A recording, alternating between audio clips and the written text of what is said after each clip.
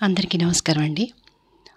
రామాయణం తెలుగు అనువాదం అంటే వాల్మీకి రాసిన సంస్కృత శ్లోకాలకి తెలుగు అనువాదంతో వచన రూపంలో ఉన్న గ్రంథం చదవబోతున్నాను. ఇది నేను చెప్పడం లేదు, ఎందుకంటే చెప్పడానికి అర్హత లేదు మనకి. అంటే ముఖ్యంగా పండితులు వాళ్ళు మాత్రమే చెప్పగలిగిన అంత గొప్ప గ్రంథాన్ని సామాన్యులు ఎంతో ప్రేమతో భక్తితో మనం చదవగలము. కానీ ఒకరికి చెప్పేంత దాన్ని ఎక్స్ప్లెయిన్ చేసేంత స్థాయి లేదు, కాబట్టి ఊరికే నేను చదువుతున్నాను. అయితే దీని గురించి రెండు విషయాలు చెప్పాలి. ఇది చదవడానికి కారణం ఏంటి అంటే మెయిన్ పిల్లలకి, ముఖ్యంగా యూత్ చాలామంది కూడా రాముడంటే ఇష్టం, రామాయణం చదవడం ఇష్టం. కానీ చదివే అలవాటు, పుస్తక పఠనం తక్కువ చాలామందికి. అట్లాగే కొంతమందికి ఏంటంటే టైం సరిపోదు. వాళ్ళు ఉద్యోగాలు చదువులో ఏదో ఉన్న పిల్లలకి రామాయణం చదవాలని ఎంత ఉత్సాహం ఉన్నా కూడా వాళ్ళకి టైం సరిపోదు. అందుకని ఏంటంటే వాళ్ళకి ఇది మనము వీడియోస్ తయారు చేస్తే వాళ్ళు విని కనీసం తెలుసుకుంటారు. అందుకని ఆ ఉద్దేశంతో చేస్తున్న వీడియో ఇది. ఇంకా రెండో విషయం ఏంటంటే మన ఛానల్కి, యూట్యూబ్ ఛానల్కి మానిటైజేషన్ కాదు కూడా. ఎందుకంటే ఛాన్సెస్ చాలా తక్కువ మనకి. వాళ్ళు యూట్యూబ్ వాళ్ళు పెట్టిన రూల్స్లో మనది 25% కంప్లీట్ అయింది అంతే. ఛానల్ స్టార్ట్ చేసి 2 years అయింది. అయితే ఇంకా 75% కంప్లీట్ కావాలంటే ఇంకా 6 సంవత్సరాలు పడుతుందేమో. బట్ దానికోసం నేనేమీ ఎక్స్పెక్ట్ చేయట్లేదు, దానికోసం ఏమీ ఆరాటపడలేదు. ఎందుకంటే నా పర్పస్ ఏంటంటే మనకి నచ్చిన విషయాలు, నలుగురికి పనికొస్తాయి అనుకున్న విషయాలు, అట్లాగే ఇంట్లో ఉన్న లేడీస్ డిప్రెషన్లోకి పోకుండా వాళ్ళ నావిగేషన్స్ ఎంకరేజ్ చేసే ఉపయోగకరమైన వీడియోలు చేయడము, ఇది నా పర్పస్. కాబట్టి ఇంట్రెస్ట్ ఉన్న వాళ్ళు చూస్తారు, ఉపయోగపడుతుంది అనుకున్న వాళ్ళు తప్పకుండా దీన్ని యూజ్ చేసుకుంటారు. కాబట్టి మానిటైజేషన్ గురించి చేయటం లేదు ఏ వీడియోస్ చేసినా కూడా. అట్లాగే ఏంటంటే రామాయణం చాలామందికి తెలియాలి, ఎందుకంటే తెలుసు మనకి, కానీ బ్రీఫ్గా తెలుసు. కొన్ని డౌట్స్ వస్తుంటాయి, ఆ డౌట్స్ అన్నీ కూడా మనం నిజంగా రామాయణం చదివితే మనకి క్లారిటీ వస్తుంది. అందుకోసమని చేస్తున్నాను ఈ వీడియో. అయితే పునర్వసు నక్షత్రంలో స్టార్ట్ చేస్తారు రామాయణం పారాయణం. ఇవాళ ఫాల్గుణ పునర్వసు నక్షత్రం, ఫాల్గుణ మాసంలో. మళ్ళీ నెక్స్ట్ పునర్వసు శ్రీరామనవమి వస్తుంది మనకి. ఈ లోపల డైలీ ఒక్కొక్క వీడియో చేయాలని నా సంకల్పం. అందుకని ఇవాళ ఫస్ట్ వీడియో ఇది రామాయణం స్టార్ట్ చేస్తున్నాము. ఇందులోనే రోజుకు కొంత చొప్పున చేద్దామని. ఫస్ట్ మనం బాలకాండతో స్టార్ట్ చేస్తున్నాము. ఇది 6 కాండలు రామాయణం, అదందరికీ తెలుసు. ఒరిజినల్గా 6 కాండలు, ఉత్తర రామాయణం కాకుండా. ఈ 6 కాండలలో ఫస్ట్ది బాలకాండ. సో ఓన్లీ నేను చూసి చదవడమే, కాబట్టి వినడానికి కూడా మీకు ఈజీగా ఉంటుంది. నా అభిప్రాయాలు చెప్పడం కానీ దీన్ని ఎక్స్ప్లెయిన్ చేయడం కానీ నేను చేయను. వీడియో మొత్తం అయిన తర్వాత దీని గురించి నా ఫీలింగ్స్ మాత్రం మీతో షేర్ చేసుకుంటాను ఈరోజు కాంటెంట్ చదవడం అయిపోయిన తర్వాత. థ్యాంక్ యూ అండి. ముందు ఉపోద్ఘాతం అనమాట, ఎలా స్టార్ట్ అయింది అనేది. గొప్ప తపస్సంపన్నుడైన నారదుడు, త్రిలోక సంచారి అయిన నారదుడు, సకల వేదాలు శాస్త్రాలు క్షుణ్ణంగా అభ్యసించిన నారదుడు, వాల్మీకి మహర్షి ఇద్దరు కలుసుకున్నారు. వాల్మీకి మహర్షి కేవలం తపస్సుతో మాత్రమే ఆయన మహర్షి అయ్యారు. ఒకనాడు వీళ్ళిద్దరు కలుసుకున్నప్పుడు వాల్మీకి మహర్షి అడిగారనమాట, ఈ లోకంలో ఇప్పుడు గుణవంతుడు, ధర్మజ్ఞుడు, సత్యమే మాట్లాడేవాడు, దృఢవ్రతుడు, వీర్యశాలి అయినవాడు, ఇంకా సర్వభూత దయాపరుడు, సదాచార సంపన్నుడు, విద్వాంసుడు, సమర్థుడు, ప్రియదర్శనుడు అయిన వాడెవరైనా ఉన్నారా? తన శక్తి తాను బాగా ఎరిగినవాడు, అమితమైన వర్చస్సు గలవాడు, అసూయారహితుడు, క్రోధం లేనివాడు ఎవరైనా ఉన్నారా? కోపం వచ్చినప్పుడు దేవతలకు కూడా భయం కలిగించేవాడెవరు? చాలా దినాలుగా నేను ఇలాంటి పూర్ణ పురుషుడు ఎవరైనా ఉన్నారేమో అని తెలుసుకోవాలని చూస్తున్నాను. అలాంటి పురుషుడు ఎవరైనా ఉన్నారా? నీకు తెలిసి ఉంటే చెప్పు అని అడిగారు. ఈ ప్రశ్న విని నారదుడు చాలా సంతోషించాడు. ఆయన చెప్పడం మొదలుపెట్టాడు. వాల్మీకి మహర్షి, నువ్వు చెప్పిన గుణాలు చాలా దుర్లభాలు. అలాంటి గుణాలు కొన్నైనా ఉండడం చాలా కష్టం. కానీ ఒక పురుషుడు ఉన్నాడు, అతనికి నువ్వు చెప్పిన అన్ని గుణాలు ఉన్నాయి. అతని పేరు రాముడు. నువ్వు అతన్ని నీ దాకా ఎందుకు రాలేదో కానీ అతని చాలామంది ఎరుగుదురు. అతను మహావీరుడు, తేజస్సు గలవాడు, గొప్ప ధీరుడు, ఎంతో నియమనిష్టలు కలవాడు. బుద్ధిమంతుడు, నీతిశాస్త్రం బాగా తెలిసినవాడు, చాలా చక్కగా ఏ విషయమైనా పండు ఒలిచినట్టు మాట్లాడతాడు. ఆదిగర్భేశ్వరుడు, శత్రువులను సంహరించడంలో అంతవాడు లేడు. అతను గొప్ప ఎత్తైన భుజాలతో, అతని బాహువులు అజానులంబితాలై ఉన్నాయి. అతని కంఠధ్వని శంఖధ్వనిలా ఉంటుంది. అతను విశాలమైన వక్షస్థలం కలవాడు. నొసలు అర్ధచంద్ర బింబంలాగా ఉంటాయి. శరీరం సమవిభక్తమై మేఘశ్యామంగా ఉంటుంది. అన్ని నిగనిగలతో పాటు గొప్ప వర్చస్సు కూడా ఉన్న రంగు ఆయనది. కనుక చూసిన కొద్ది కూడా అందరూ ఆ మూర్తిని చూడాలని అనుకుంటారు. చారడేసి కళ్ళు ఉంటాయి ఆయనకి. ఆ కళ్ళలో లక్ష్మీ కళ తాండవిస్తూ ఉంటుంది. అతను సత్యసంధుడు. తన ప్రజల శ్రేయస్సే అతనికి ప్రధానం. చాలా గొప్ప జ్ఞాని కూడాను. ఇంకా శుచి పాటించేవాడు, శౌచం పాటించేవాడు, సకల ధర్మాలు తెలిసినవాడు, ప్రజాపతికి సాటి అయినవాడు. అతను స్వధర్మం తప్పి సంచరించడు. వేదాంగాలని చదివినవాడు. ధనుర్వేదంలో అతనికి సాటి వచ్చేవాడు ఈ జగత్తులోనే లేడు.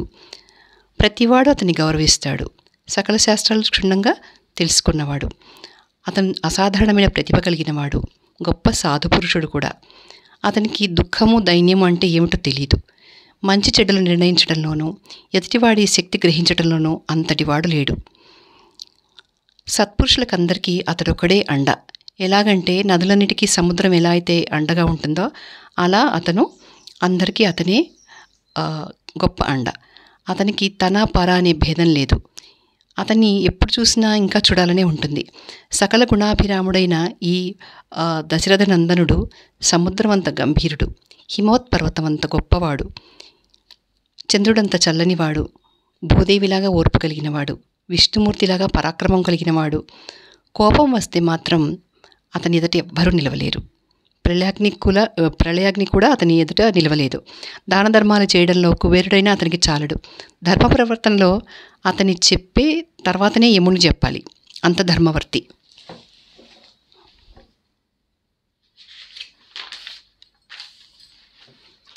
దశరథ మహారాజు తన పెద్ద కొడుకైన ఆ రామునికి యవపట్టాభిషేకం చేయాలని ప్రయత్నించాడు. కానీ అందుకోసం చేర్చిన సంభారాలన్నీ చూసి అతని సవితల్లి కైక అది పడగొట్టింది. వెనక ఒక మాట రాజు ఆమెకి 2 వరాలు ఇచ్చాడు. ఆ 2 వరాలు ఆమె ఇప్పుడు చెల్లించమంది. అవి 2 ఏంటంటే రాముణ్ణి అడవికి పంపించడము, రెండవది తన కొడుకు భరతుడిని రాజుగా చేయడము. దాంతో దశరథుడు అన్నమాట కట్టుబడి రాముణ్ణి అడవికి పంపించాడు. రాముడు తండ్రి మాట తీసేయడం ఇష్టం లేక అడవికి వెళ్ళాడు.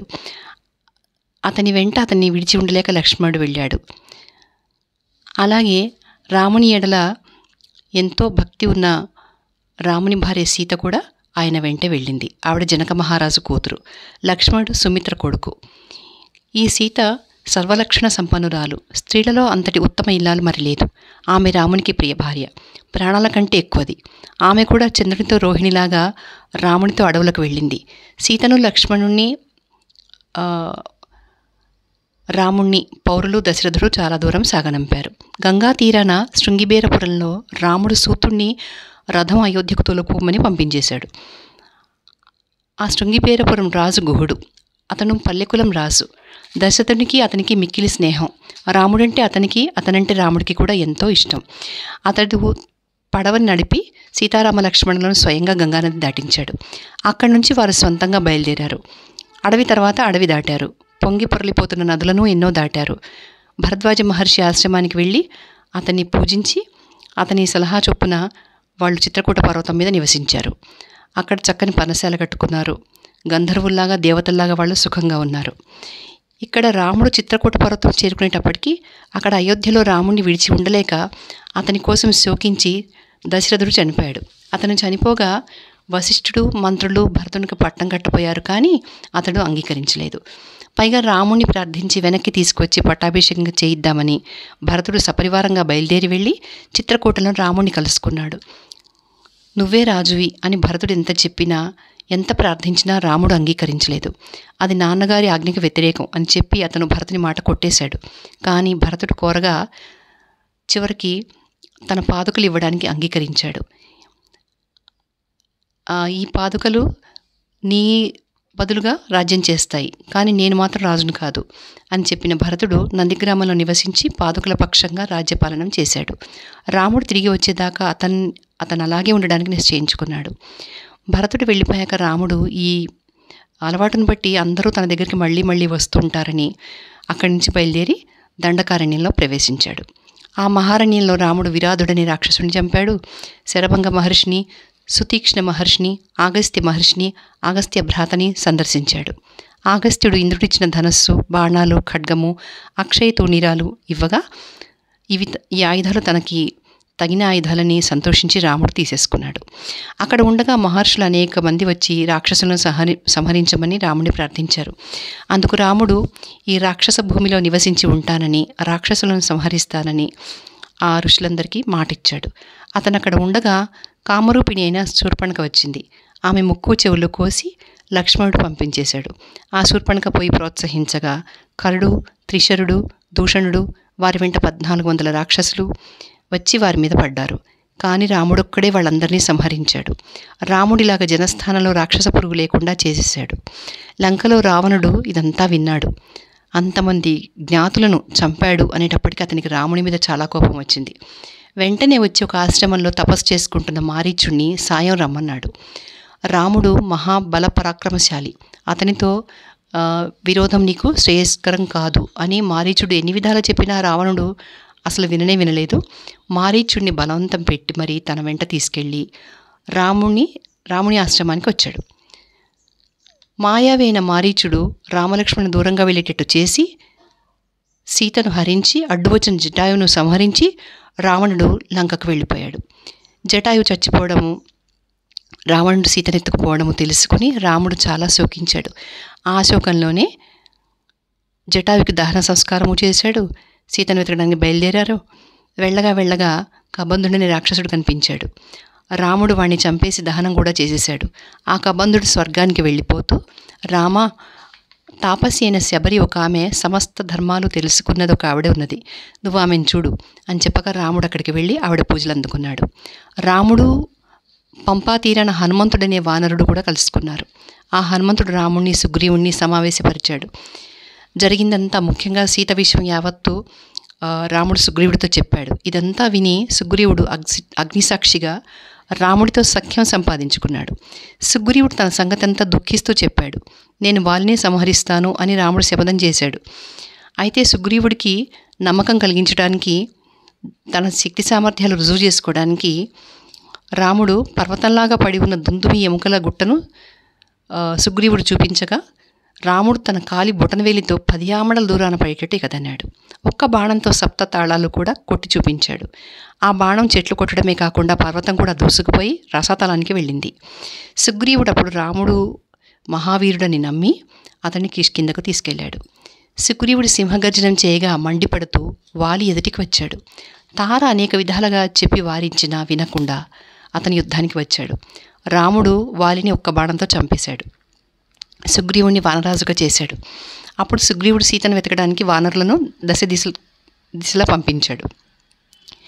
ఒక జట్టులో హనుమంతుడు, జటాయు అయిన సంపాతి చెప్పగా 100 ఆమడల సముద్రం దాటి లంకలోకి వెళ్ళి అశోకవనంలో దుఃఖిస్తున్న సీతమ్మను కనిపెట్టి సంగతంతా చెప్పి ఆనవాలు ఇచ్చి ఊరడించి తర్వాత ముందుగా ద్వారతోరణం పాడు చేశాడు. రాక్షస సేనాధిపతులను 5 చంపాడు. మంత్రిపుత్రులను 7 చంపాడు. అక్షకుమారుని చంపాడు. చివరికి అతను బ్రహ్మాస్త్రానికి పట్టుబడ్డాడు. బ్రహ్మవరం వల్ల అది తననేమీ చేయలేదని అతనికి తెలుసు కనుక నిశ్చింతగా ఉండి రావణాసుడితో మాట్లాడి చివరకు సీత ఉండిన చోటు, విభీషణుని ఇల్లు మాత్రం విడిచిపెట్టి తక్కిన లంకాపురం అంతా కూడా అతను తగలబెట్టేసి వచ్చేశాడు. ఇలాగ వెళ్ళిన పని నిర్వహించుకు వచ్చిన హనుమంతుడి సంగతి అంతా కూడా రామునితో చెప్పాడు. రాముడు సుగ్రీవునితో దండయాత్రకు బయలుదేరి దక్షిణ సముద్ర తీరానికి వచ్చి తన బాణాలతో సముద్రం అంతా కలిచేశాడు. సముద్రుడు ప్రత్యక్షమై ఉపాయం చెప్పాడు. వెంటనే రాముని సెలవు పొంది నలుడు సేతు కట్టాడు. రాముడు సపరివారంగా లంకకు వెళ్ళి రావణుని చంపేసి సీతను నిష్ఠురాలాడాడు. సీత అవమానం భరించలేక అగ్నిప్రవేశం చేసి పరిశుద్ధురాలని నిరూపించుకుంది. అగ్ని కూడా చెప్పగా శ్రీరాముడు సీతను పరిగ్రహించాడు. అందుకు దేవతలందరూ ఆనందించారు. అప్పుడు రాముడు విభీషణునకు లంకారాజ్యం పట్టం కట్టి దేవతలిచ్చిన వరాలందుకుని స్నేహితులను వెంటపెట్టుకుని అయోధ్యకు పుష్పక విమానం మీద బయలుదేరి భరద్వాజాశ్రమంలో దిగి భరతుని దగ్గరికి హనుమంతుని పంపాడు. తర్వాత నందిగ్రామం వెళ్ళి అక్కడ జడలు విప్పేసుకుని తమ్ములతో కూడా అయోధ్యకు వెళ్ళి పట్టాభిషిక్తుడయ్యాడు. ఇలాగ రాముడు తమకు రాజు కాగా పౌరులు, జానపదులు అందరూ కూడా ఎంతో సంతోషించారు. రామరాజ్యం సుభిక్షంగా ఉంది. ఎక్కడా రోగబాధలు లేవు. ఎవరికి సంతాన నష్టం కాలేదు. స్త్రీలకు వైధవ్యం లేదు. అగ్నిభయం ఎవరికి తెలియదు. నీటి గండాలు, జ్వరబాధలు, రోగాలు, ఇతర పీడలు ఎవ్వరికి తెలియదు. చోరభయం లేనిలేదు. అన్నం లేక ఆకలితో బాధపడటం, పేదరికం కలలో కూడా లేదు. నగరాలు, పల్లెలు ధనధాన్య సమృద్ధాలే ఉండాయి. జనులందరూ ఎప్పుడూ ఆనందిస్తూ ఉన్నారు. ఆ రాముడు అశ్వమేధ యాగాలు చేశాడు. అవి వందల కొద్దీ చేశాడు. అలాగే గోదానాలు, కోట్ల కొద్దీ గోదానాలు చేశాడు. ధనం కూడా బ్రాహ్మణులకు కోట్ల కొద్దీ ఇచ్చాడు. రాజవంశాలు ఎన్నో స్థాపించాడు. చతుర్వర్ణాలకు ధర్మనిష్ట కలిగించాడు. ఇలా రాముడు 11,000 సంవత్సరాలు రాజ్యం చేసి అప్పుడు బ్రహ్మలోకానికి వెళ్ళిపోయాడు. ఈ రామచరిత్ర పరమ పవిత్రం, వేదాలతో సమానమైనది, సకల పాపాలు పోగొడుతుంది. ఇది చదివేవాడు ఇక్కడ సకల సుఖాలు, సౌభాగ్యాలు అనుభవించి అంతంలో స్వర్గానికి వెళ్ళిపోతాడు. ఇది చదివిన బ్రాహ్మణుడు మంచి పండితుడవుతాడు, క్షత్రియుడు రాజవుతాడు, వైశ్యుడు గొప్ప వర్తకుడై గొప్ప ఐశ్వర్యవంతుడవుతాడు, శూద్రుడు గొప్పవాడవుతాడు. ఇదంతా విని వాల్మీకి తన శిష్యగణంతో కూడా కలిసి నారద మహర్షిని పూజించాడు. ఆయన ఆ పూజలన్నీ అందుకుని ఎంతో సంతోషించి ఆకాశ మార్గాన వెళ్ళిపోయారు. ఇలా నారదుడు వెళ్ళిపోయిన తర్వాత వాల్మీకి తన శిష్యులను వెంబడి పెట్టుకుని గంగానదికి సమీపాన ఉండే తమసా నదికి వెళ్ళాడు. ఆయనతో పాటు భరద్వాజుడు అనే శిష్యుడు కూడా వెళ్ళాడు. ఒకచోట బురద లేకుండా చక్కగా ఉంది ఒక రేవు. అప్పుడు ఇలా అన్నారు మన వాల్మీకి మహర్షి, భరద్వాజ, ఇక్కడ జలం చాలా ప్రసన్నంగా ఉంది. ఇది ఇసుకతో నిండింది. ఇది సజ్జన హృదయం ఉన్నట్టుంది. కనుక చెంబు ఇక్కడ ఉంచి నా పంచె ఇలాతే, నేను ఇక్కడే స్నానం చేస్తాను అని వాల్మీకి అన్నారు. శిష్యుడు అలా చేయగా వాల్మీకి ఆ పంచె కట్టుకుని అదాలాపంగా అక్కడి అడవిలో ప్రవేశించి కొంచెంసేపు అటు ఇటు తిరిగారు. ఒకచోట ఒక క్రౌంచ పక్షి మిథునం కులాసాగా సంచరిస్తోంది. అవి రెండు ఉల్లాసంగా ఉన్నాయి. అవి ఉల్లాసంగా సంతోషంగా కూస్తున్నాయి. కానీ చూస్తూ ఉండగానే ఒక బోయవాడు వచ్చి బాణం విడిచి వాటిలో మగపక్షిని చంపేశాడు. దాంతో గిరగిర తిరుగుతూ కిందపడి రక్తంలో పొర్లాడుతోంది ఆ మగపక్షి. అలా పొర్లాడుతున్న తన భర్తని చూసి ఆడపక్షి చాలా దీనంగా ఏడ్చింది. అది చూసేటప్పటికీ ధర్మాత్ముడైన వాల్మీకి మహర్షికి జాలి పుట్టింది. అతను కరుణాత్ర హృదయుడు కనుక ఇది అక్రమం కదా అనుకుంటూ, ఓరి బోయేవాడా, ఎన్నాళ్ళ బ్రతకవురా నువ్వు, ఎందుకంటే కామమోహితమై ఉన్న క్రౌంచ మిథునంలో ఒకదాన్ని చంపావు కనుక అన్నాడు. అతనిలా అని ఇదేమిటి అనుకున్నాడు. శోకార్థమయమైన ఈ పిట్టను చూడగానే నేనేమన్నాను అని ఆయనకు ఆలోచన కలిగింది. ఇలా ఆలోచిస్తూ అతను భరద్వాజంతో, మానిషాద ప్రతిష్టాం త్వ మగమ శాశ్వతీ సమాహ యత్కౌంచ మిథునాదేక మవదిహి కామమోహితం అన్నాను. చూసావా, ఇది సమాక్షరాలతో కూడిన 4 పాదాలతో గీతంలాగా లయబద్ధంగా అయి ఉంది. ఇది వీణ మీద వాయించడానికి కూడా చాలా అనుకూలంగా ఉంటుంది. శోకార్తుడైన నా నోట ఇలాంటి శ్లోకం, ఇది శ్లోకమే కానీ మరొకటి కాదు అన్నారు. భరద్వాజుడు అలాగే ఉంది, సందేహం లేదు అన్నాడు. శిష్యుడు కూడా అది నిజమేనని ఒప్పుకోవడంతో వాల్మీకి మహర్షి చాలా సంతోషించారు. తర్వాత మహర్షి స్నానాది అనుష్ఠాలు ముగించుకుని ఆ విషయం ఆలోచిస్తూ ఆశ్రమానికి చేరుకున్నారు. వినయ విధేయతలతో కలశం పట్టుకుని భరద్వాజుడు కూడా ఆయన వెనకే వచ్చాడు. ఆశ్రమంలో ప్రవేశించాక మహర్షి ఇతర విషయాలు చాలా మాట్లాడారు. కానీ ఆయన ధ్యాస మాత్రం తన నోటి వెంబడి వచ్చిన శ్లోకం మీద ఉండిపోయింది. ఇలాంటి స్థితిలో సమస్త సృష్టికర్త చతుర్ముఖ బ్రహ్మ వాల్మీకిని చూడడానికి వచ్చారు. అతని చూసి వాల్మీకి ఎంతో సంతోషంతో పాదాభివందనం చేసి అర్ఘ్యపాద్యాలు ఇచ్చారు. తర్వాత పూజ చేసి కుశలం అడిగి ఆసనం ఇచ్చి ఆయన అనుమతితో తను కూడా కూర్చుని ఆయనతో మాట్లాడుతూ ఈ క్రౌంచపక్షిని, ఈ శ్లోకాన్ని తలుచుకుంటూ ఉండిపోయారు. అది గ్రహించి బ్రహ్మ నవ్వుతూ వాల్మీకి మహర్షి, నువ్వు రచించింది శ్లోకమే, సందేహపడక్కర్లేదు. నా సంకల్పం వల్లనే నీ నోట ఇలాంటి శ్లోకం పుట్టింది. కనుక నువ్వు ఈ శక్తితో రామచరితం అంతా రచించు. ధర్మాత్ముడు, గుణవంతుడు అయిన రాముని చరిత్ర అంతా నీకు నారదుడు చెప్పే ఉన్నాడు. నువ్వది రచించు. నా అనుగ్రహం వల్ల నీకు రాముని చరిత్ర, లక్ష్మణాదుల చరిత్ర, రాక్షసులందరి చరిత్ర, సీత చరిత్ర, వీటికి సంబంధించిన ఉపాఖ్యానాలు అందరికీ తెలిసినవి, రహస్యం అయి ఉన్నవి కూడా నీకు తెలిసిపోతాయి. ఈ కావ్యంలో నువ్వు రచించినది ఏది అసత్యం అయి ఉండదు. అంతా కూడా పూర్తిగా సత్యమే అయి ఉంటుంది. కనుక శ్రీరాముని కథ అంతా కూడా శ్లోకబద్ధం చేయి. పర్వతాలు, నదులు ఈ భూలోకంలో ఉన్నంతకాలము, సూర్యచంద్రులు ఉన్నంతకాలము నువ్వు రచించిన రామచరిత్ర కూడా ఉంటుంది. భూలోకంలో రామాయణం ప్రచారంలో ఉన్నంతకాలము నువ్వు నా లోకాలన్నిటిలోనూ యథేచ్ఛగా సంచరించగలవు అని చెప్పి చూస్తూ ఉండగానే అంతర్ధానమైపోయారు. అందుకు వాల్మీకి, ఆయన శిష్యుడు భరద్వాజుడు చాలా ఆశ్చర్యపడ్డారు. తర్వాత అతని శిష్యులందరూ కూడా అత్యుత్సాహంతో ఆ శ్లోకం మాటిమాటికి చదువుతూ సంతోషించారు. సమానంగా అక్షరాలు కల 4 పాదాల ఈ శ్లోకం శిష్యులు అదే పనిగా చదువుతూ ఉండడం వల్ల ఆ శ్లోకం చాలా లోకప్రఖ్యాతమైంది. దీంతో ఇలాంటి శ్లోకాలతోనే నేను రామాయణం అంతా రచిస్తాను అని వాల్మీకి మహర్షి సంకల్పించుకున్నారు. వెంటనే ఆయన రామాయణం చాలా రసవంతంగా అనేక వందల శ్లోకాలతో రచించారు. ఆ రఘురాముని చరిత్రము, రావణవధ విందాము. వాల్మీకి నారదుడు చెప్పిన రామకథ అంతా విన్నాడు.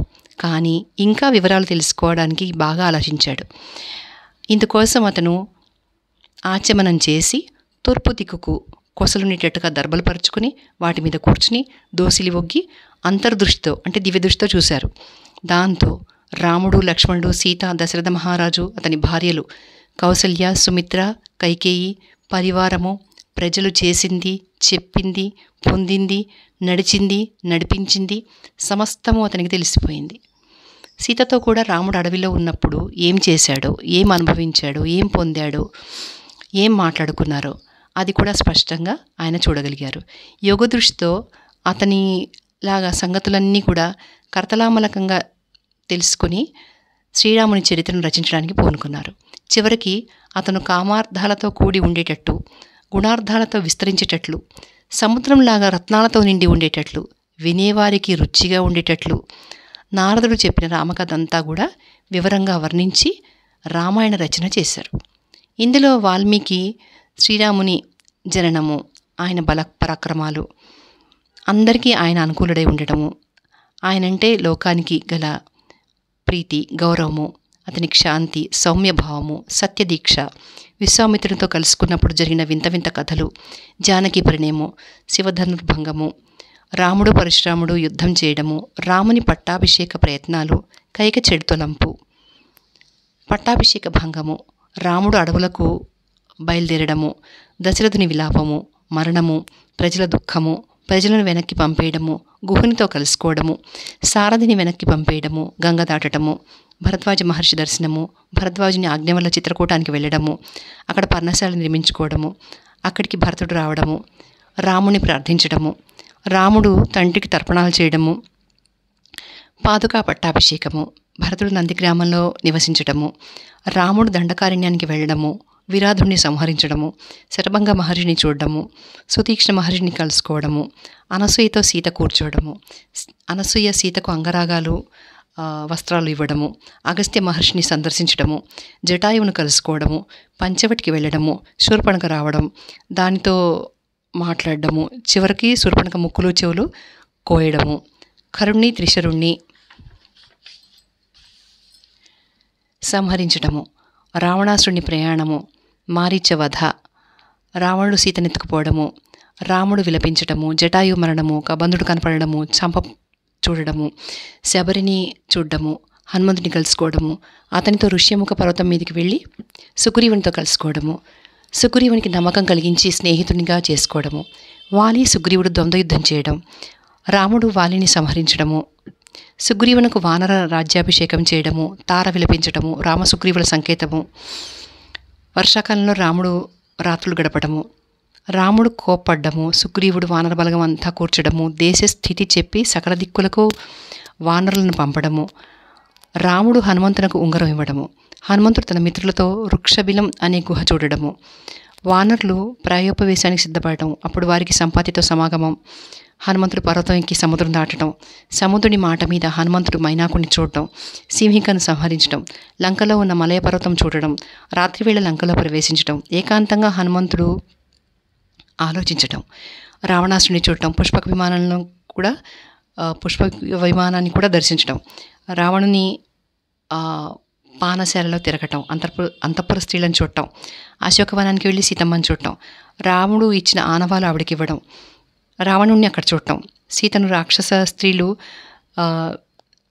తర్జన భర్జనలు చేస్తూ ఆవిడ్ని భయపెట్టడం, త్రిజటకు కల రావడం, సీత హనుమంతుడికి శిరోమణి ఇవ్వడం, హనుమంతుడు అశోకవనం భగ్నం చేయడం, రాక్షసాంగనలు పారిపోవడం, హనుమంతుడు కింకరులను సంహరించడం, హనుమంతుడి రాక్షసులు పట్టుకోవడం, హనుమంతుడు లంక తగలబెట్టి గర్జించటం, మళ్లీ సముద్రం దాటడం, మధువనంలో వానరులు స్వేచ్ఛగా విహరించటం, హనుమంతుడు రాముణ్ణి ఊరడించి సీత ఇచ్చిన శిరోమణి ఇవ్వడం, రాముడు వానర బలగంతో సముద్ర తీరాన విడిది చేయడం, నలుడు సేతు కట్టడం, సేతువు మీదుగా వానరులు సముద్రం దాటడం, రాత్రివేళ లంక ముట్టడించడం, విభీషణ శరణాగతి, విభీషణుడు ఉపాయాలు చెప్పడం, కుంభకర్ణుడు చచ్చిపోవడం, ఇంద్రజిత్తు చచ్చిపోవడం, రావణుడు నాశనమైపోవడం, రాముడు సీతను పొందడం, విభీషణుడి పట్టాభిషేకం, పుష్పక విమానం, దాని మీద అయోధ్యకు బయలుదేరడం, భరతుడిని నందిగ్రామంలో కలుసుకోవడం, శ్రీరామ పట్టాభిషేకం, సైనికులందరినీ పంపించేయడం, తన రాష్ట్రంలోని ప్రజలందరినీ రాముడు రంజింపజేయడం, సీతను అడవులకు పంపేయడం, రాముడు పుట్టక పూర్వం జరిగిన కొన్ని సంగతులు చెప్పడం, ఇలా సమస్తము మహర్షి 7 కాండల్లో వివరించారు. వాల్మీకి మహర్షి రామాయణం అంతా రాముడు పట్టాభిషిక్తుడై రాజ్యం చేసేటప్పుడు రచించాడు. ఇందులో ఉన్న శ్లోకాలు 24,000, సర్గలు 500, ఉత్తరకాండలో కూడా కాండ లేదు. ఇదంతా రచించటం పూర్తయ్యాక ఇదంతా ఎవరు ప్రకటిస్తారు అనే ఆలోచనలో పడ్డారు వాల్మీకి మహర్షి. ఆ స్థితిలో మునివేషంలో ఉన్న కుశలవులు వచ్చి వాల్మీకి పాదాలు పట్టుకున్నారు. వారిద్దరూ అన్నదమ్ములు, కవలలు, ధర్మం తెలిసినవారు. వారు రాజపుత్రులు, యశోవంతులు, మంచి శరీరం కలవారు, వాల్మీకి ఆశ్రమంలో ఉన్నవారు. వారు మహామేధావులై ఉండడము, వేదాంగాలు తెలిసిన వారు కావటము గుర్తించి ఈ వేదం లోకంలో ప్రకటన కావడానికి ఆద్యంతంగా వాల్మీకి వారికి నేర్పారు. ఇది చదవడానికి పాడడానికి కూడా చాలా మధురమైనది. ధృతమధ్య విలంబిత కాలాదులతోనూ సప్తతాళాలతోనూ వీణావాద్యానుకూల్యంతోనూ ఒప్పుతోంది. ఇందులో శృంగారాది రసాలు 9 ఉన్నాయి. ఇది నేర్చిన కుశలవులు గానశాస్త్రం క్షుణ్ణంగా తెలిసినవారు. వారు మూర్ఛనాస్థానాలు కూడా తెలిసినవారు. రూపానికి గంధర్వ కుమారుల్లాగా ఉన్నారు. దీపంలో నుంచి పుట్టిన దీపంలాగా రాముడికి రాముడే అనుకునేటట్టు తద్రూపంలో పుట్టినవారు. ఈ రాజపుత్రులు ధర్మోపబృంహితం అయిన ఈ కావ్యమంతా వాచో విధేయంగా చేసుకుని ఋషులు సమావేశం అయి ఉన్న చోట, బ్రాహ్మణులు సభ చేసుకుని ఉన్న చోట, సాధుజనులంతా చేరి ఉండిన చోట నేర్చుకున్నది నేర్చుకున్నట్టు పాడసాగారు. వారు ఒకప్పుడు మహర్షులంతా చేరి ఉండిన ఒక సమావేశంలో ఇది పాడారు. అది విని ఆ మహర్షులందరూ ఆశ్చర్యచకితులై ఆనందముగ్ధులై ఆనంద బాష్పాలు విడిచారు. చాలా పొగిడారు. వారు రామాయణ గ్రంథం ప్రశంసించడమే కాదు, సర్వసమర్థులైన కుశలవులను కూడా మిక్కిలి కొనియాడారు. ఏమి శ్లోకాలు, ఏమి గానం, ఎప్పుడో జరిగిందైనా కథ అంతా ఎదురుగా జరుగుతున్నట్టుంది అనుకుంటూ వారు కొనియాడారు. మహర్షులు పొగిడిన కొద్దీ కుశలవులు ఇంకా చక్కగా పాడారు. అందుకు సంతోషించి మహర్షి ఒకనాడు వారికి ఒక కలశం ఇచ్చారు. ఇంకొక మహర్షి మంచి నారబట్టలు ఇచ్చారు. ఇలా వారు కవులకు ఆధారమైన ఈ రామాయణం చాలా చోట్ల రాజమార్గాల్లో పాడారు. అది తెలిసి శ్రీరాముడు వారిని తన ఇంటికి పిలిపించుకుని చాలా గౌరవించాడు. నిండు కొలువున సింహాసనాసీనుడై ఉండి మంత్రి సామంతాదులు అందరూ కలిసి ఉండగా రాముడు వారి రూపసంపద చూసి, వీరు చాలా చక్కగా పాడుతున్నారు, వినండి అని లక్ష్మణుతోనూ భరతునితోనూ చెప్పాడు. అందుకు తగ్గట్టు కుశలవులు చక్కగా వీణలు వాయిస్తూ లయ తప్పిపోకుండా చూసుకుంటూ కమ్మగా పాడారు. అది విని అక్కడి వారందరూ మిక్కిలి ముగ్ధులైపోయారు. వారికి ఎంతో మనోల్లాసము, హృదయానందము కలిగాయి. ఈ లవకుశులు మునికుమారులై ఉండి కూడా రాజలక్షణాలతో తేజరిల్లుతున్నారు.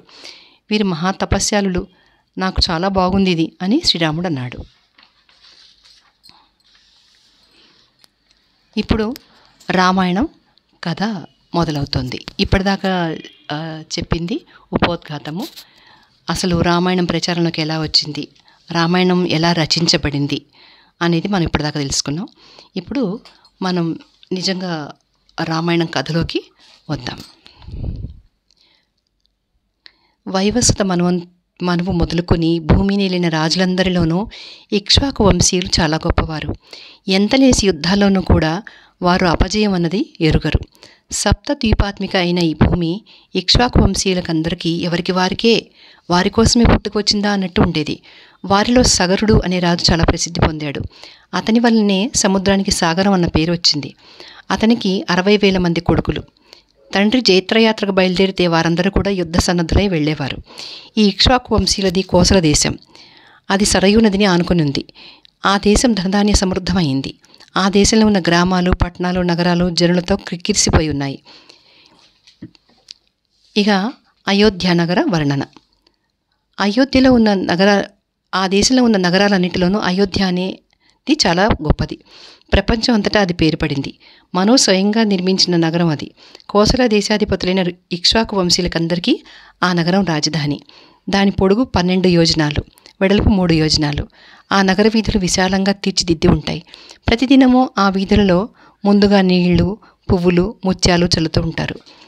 ఆ రాజ్యం పెంపు చేసుకోవడంలో చాలా నేర్పుగల దశరథుడు అనే మహారాజు స్వర్గంలో దేవేంద్రుడిలాగా ఆ నగరంలో నివసిస్తూ ఉంటాడు.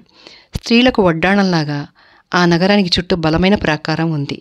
రాకపోకలకు వీలుగా ఉండేటట్టుగా ఆ ప్రాకారానికి అక్కడక్కడ ఎత్తైన ద్వారాలున్నాయి. ఆ నగరంలో అనేక విధాలైన యుద్ధ తంత్రాలు, ఆయుధ విశేషాలు నిండుగా ఉన్నాయి. పెద్ద పెద్ద బురుజులు, ఆ బురుజుల మీద చక్కని ధ్వజాలు ఉన్నాయి. ఎన్నో ఫిరంగులు ఉన్నాయి. అందులో ఉన్న గుర్రాలకు, ఏనుగులకు, ఒంటెలకి అంతు పొంతు లేదు. అగడ్త చాలా లోతుగా వెడల్పుగా ఉంటుంది. దేవతలకు కూడా జయించరాని కోట అది. ఆ నగరం విశాలమైన సమప్రదేశంలో నిర్మించబడింది. అక్కడ అంగడి వీధులు పేర్చినట్టు తీర్చి ఉన్నాయి. అందులో నివాసాలన్నీ మేడలే. అన్నీ మేరుపర్వతాల్లాగా అమూల్యాలే. ఎన్ని కరువులు వచ్చినా, ఎన్ని దీర్ఘ యుద్ధాలు తటస్థించినా ఆ నగరంలో ఆహార సామగ్రి కొంచెం కూడా తరగదు. చెరుకు రసం కంటే మధురమైన సరయూ నదీ జలం ఆ నగరవాసులకు నవశక్తి సంఘటిస్తూ ఉంటుంది.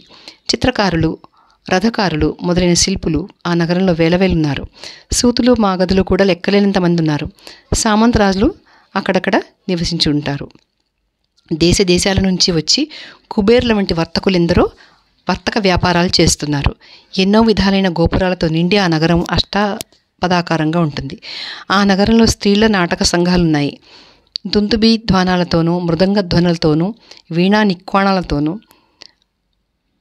పణవరవాలతోటి ఆ నగరం షష్ఠి గడియలు ముఖరితం అవుతూ ఉంటుంది. అక్కడి పురుషులు దేవకుమారుల్లాగా, స్త్రీలు అప్సరసుల్లాగా ఉంటారు. ఆ నగరంలో ఉన్న బ్రాహ్మణులందరూ వేదాంగ పారంగులై యజ్ఞయాగాలు చేసిన వారే. ఇంకా వారందరూ సుగుణభూషితులు, దానధర్మపరాయణులు, సత్యనిరతులు, నిరతాన్న ప్రదాతలు, మహర్షుల వంటివారు. అక్కడి క్షత్రియులందరూ మహాబల పరాక్రమవంతులు. మదించి అడవిలో స్వేచ్ఛగా సంచరించి పులులను, సింహాలను ఆయుధ సహాయం లేకుండానే చేతులతో సంహరించగలరు. వారందరూ మహారథులు, ధర్మాత్ములు. ఒంటరిగా ఉన్నవాణ్ణి, ఒంటరి అయినవాణ్ణి, తల్లిదండ్రులు పుత్రులు లేనివాణ్ణి, దాగినవాణ్ణి వారెన్నడూ సంహరించరు. వేల కొలది అలాంటి బ్రాహ్మణులతోనూ, క్షత్రియులతోనూ నిండి ఉండిన ఆ మహానగరంలో దశరథ మహారాజు ప్రజాపాలన చేస్తున్నాడు. పౌరజన వర్ణన.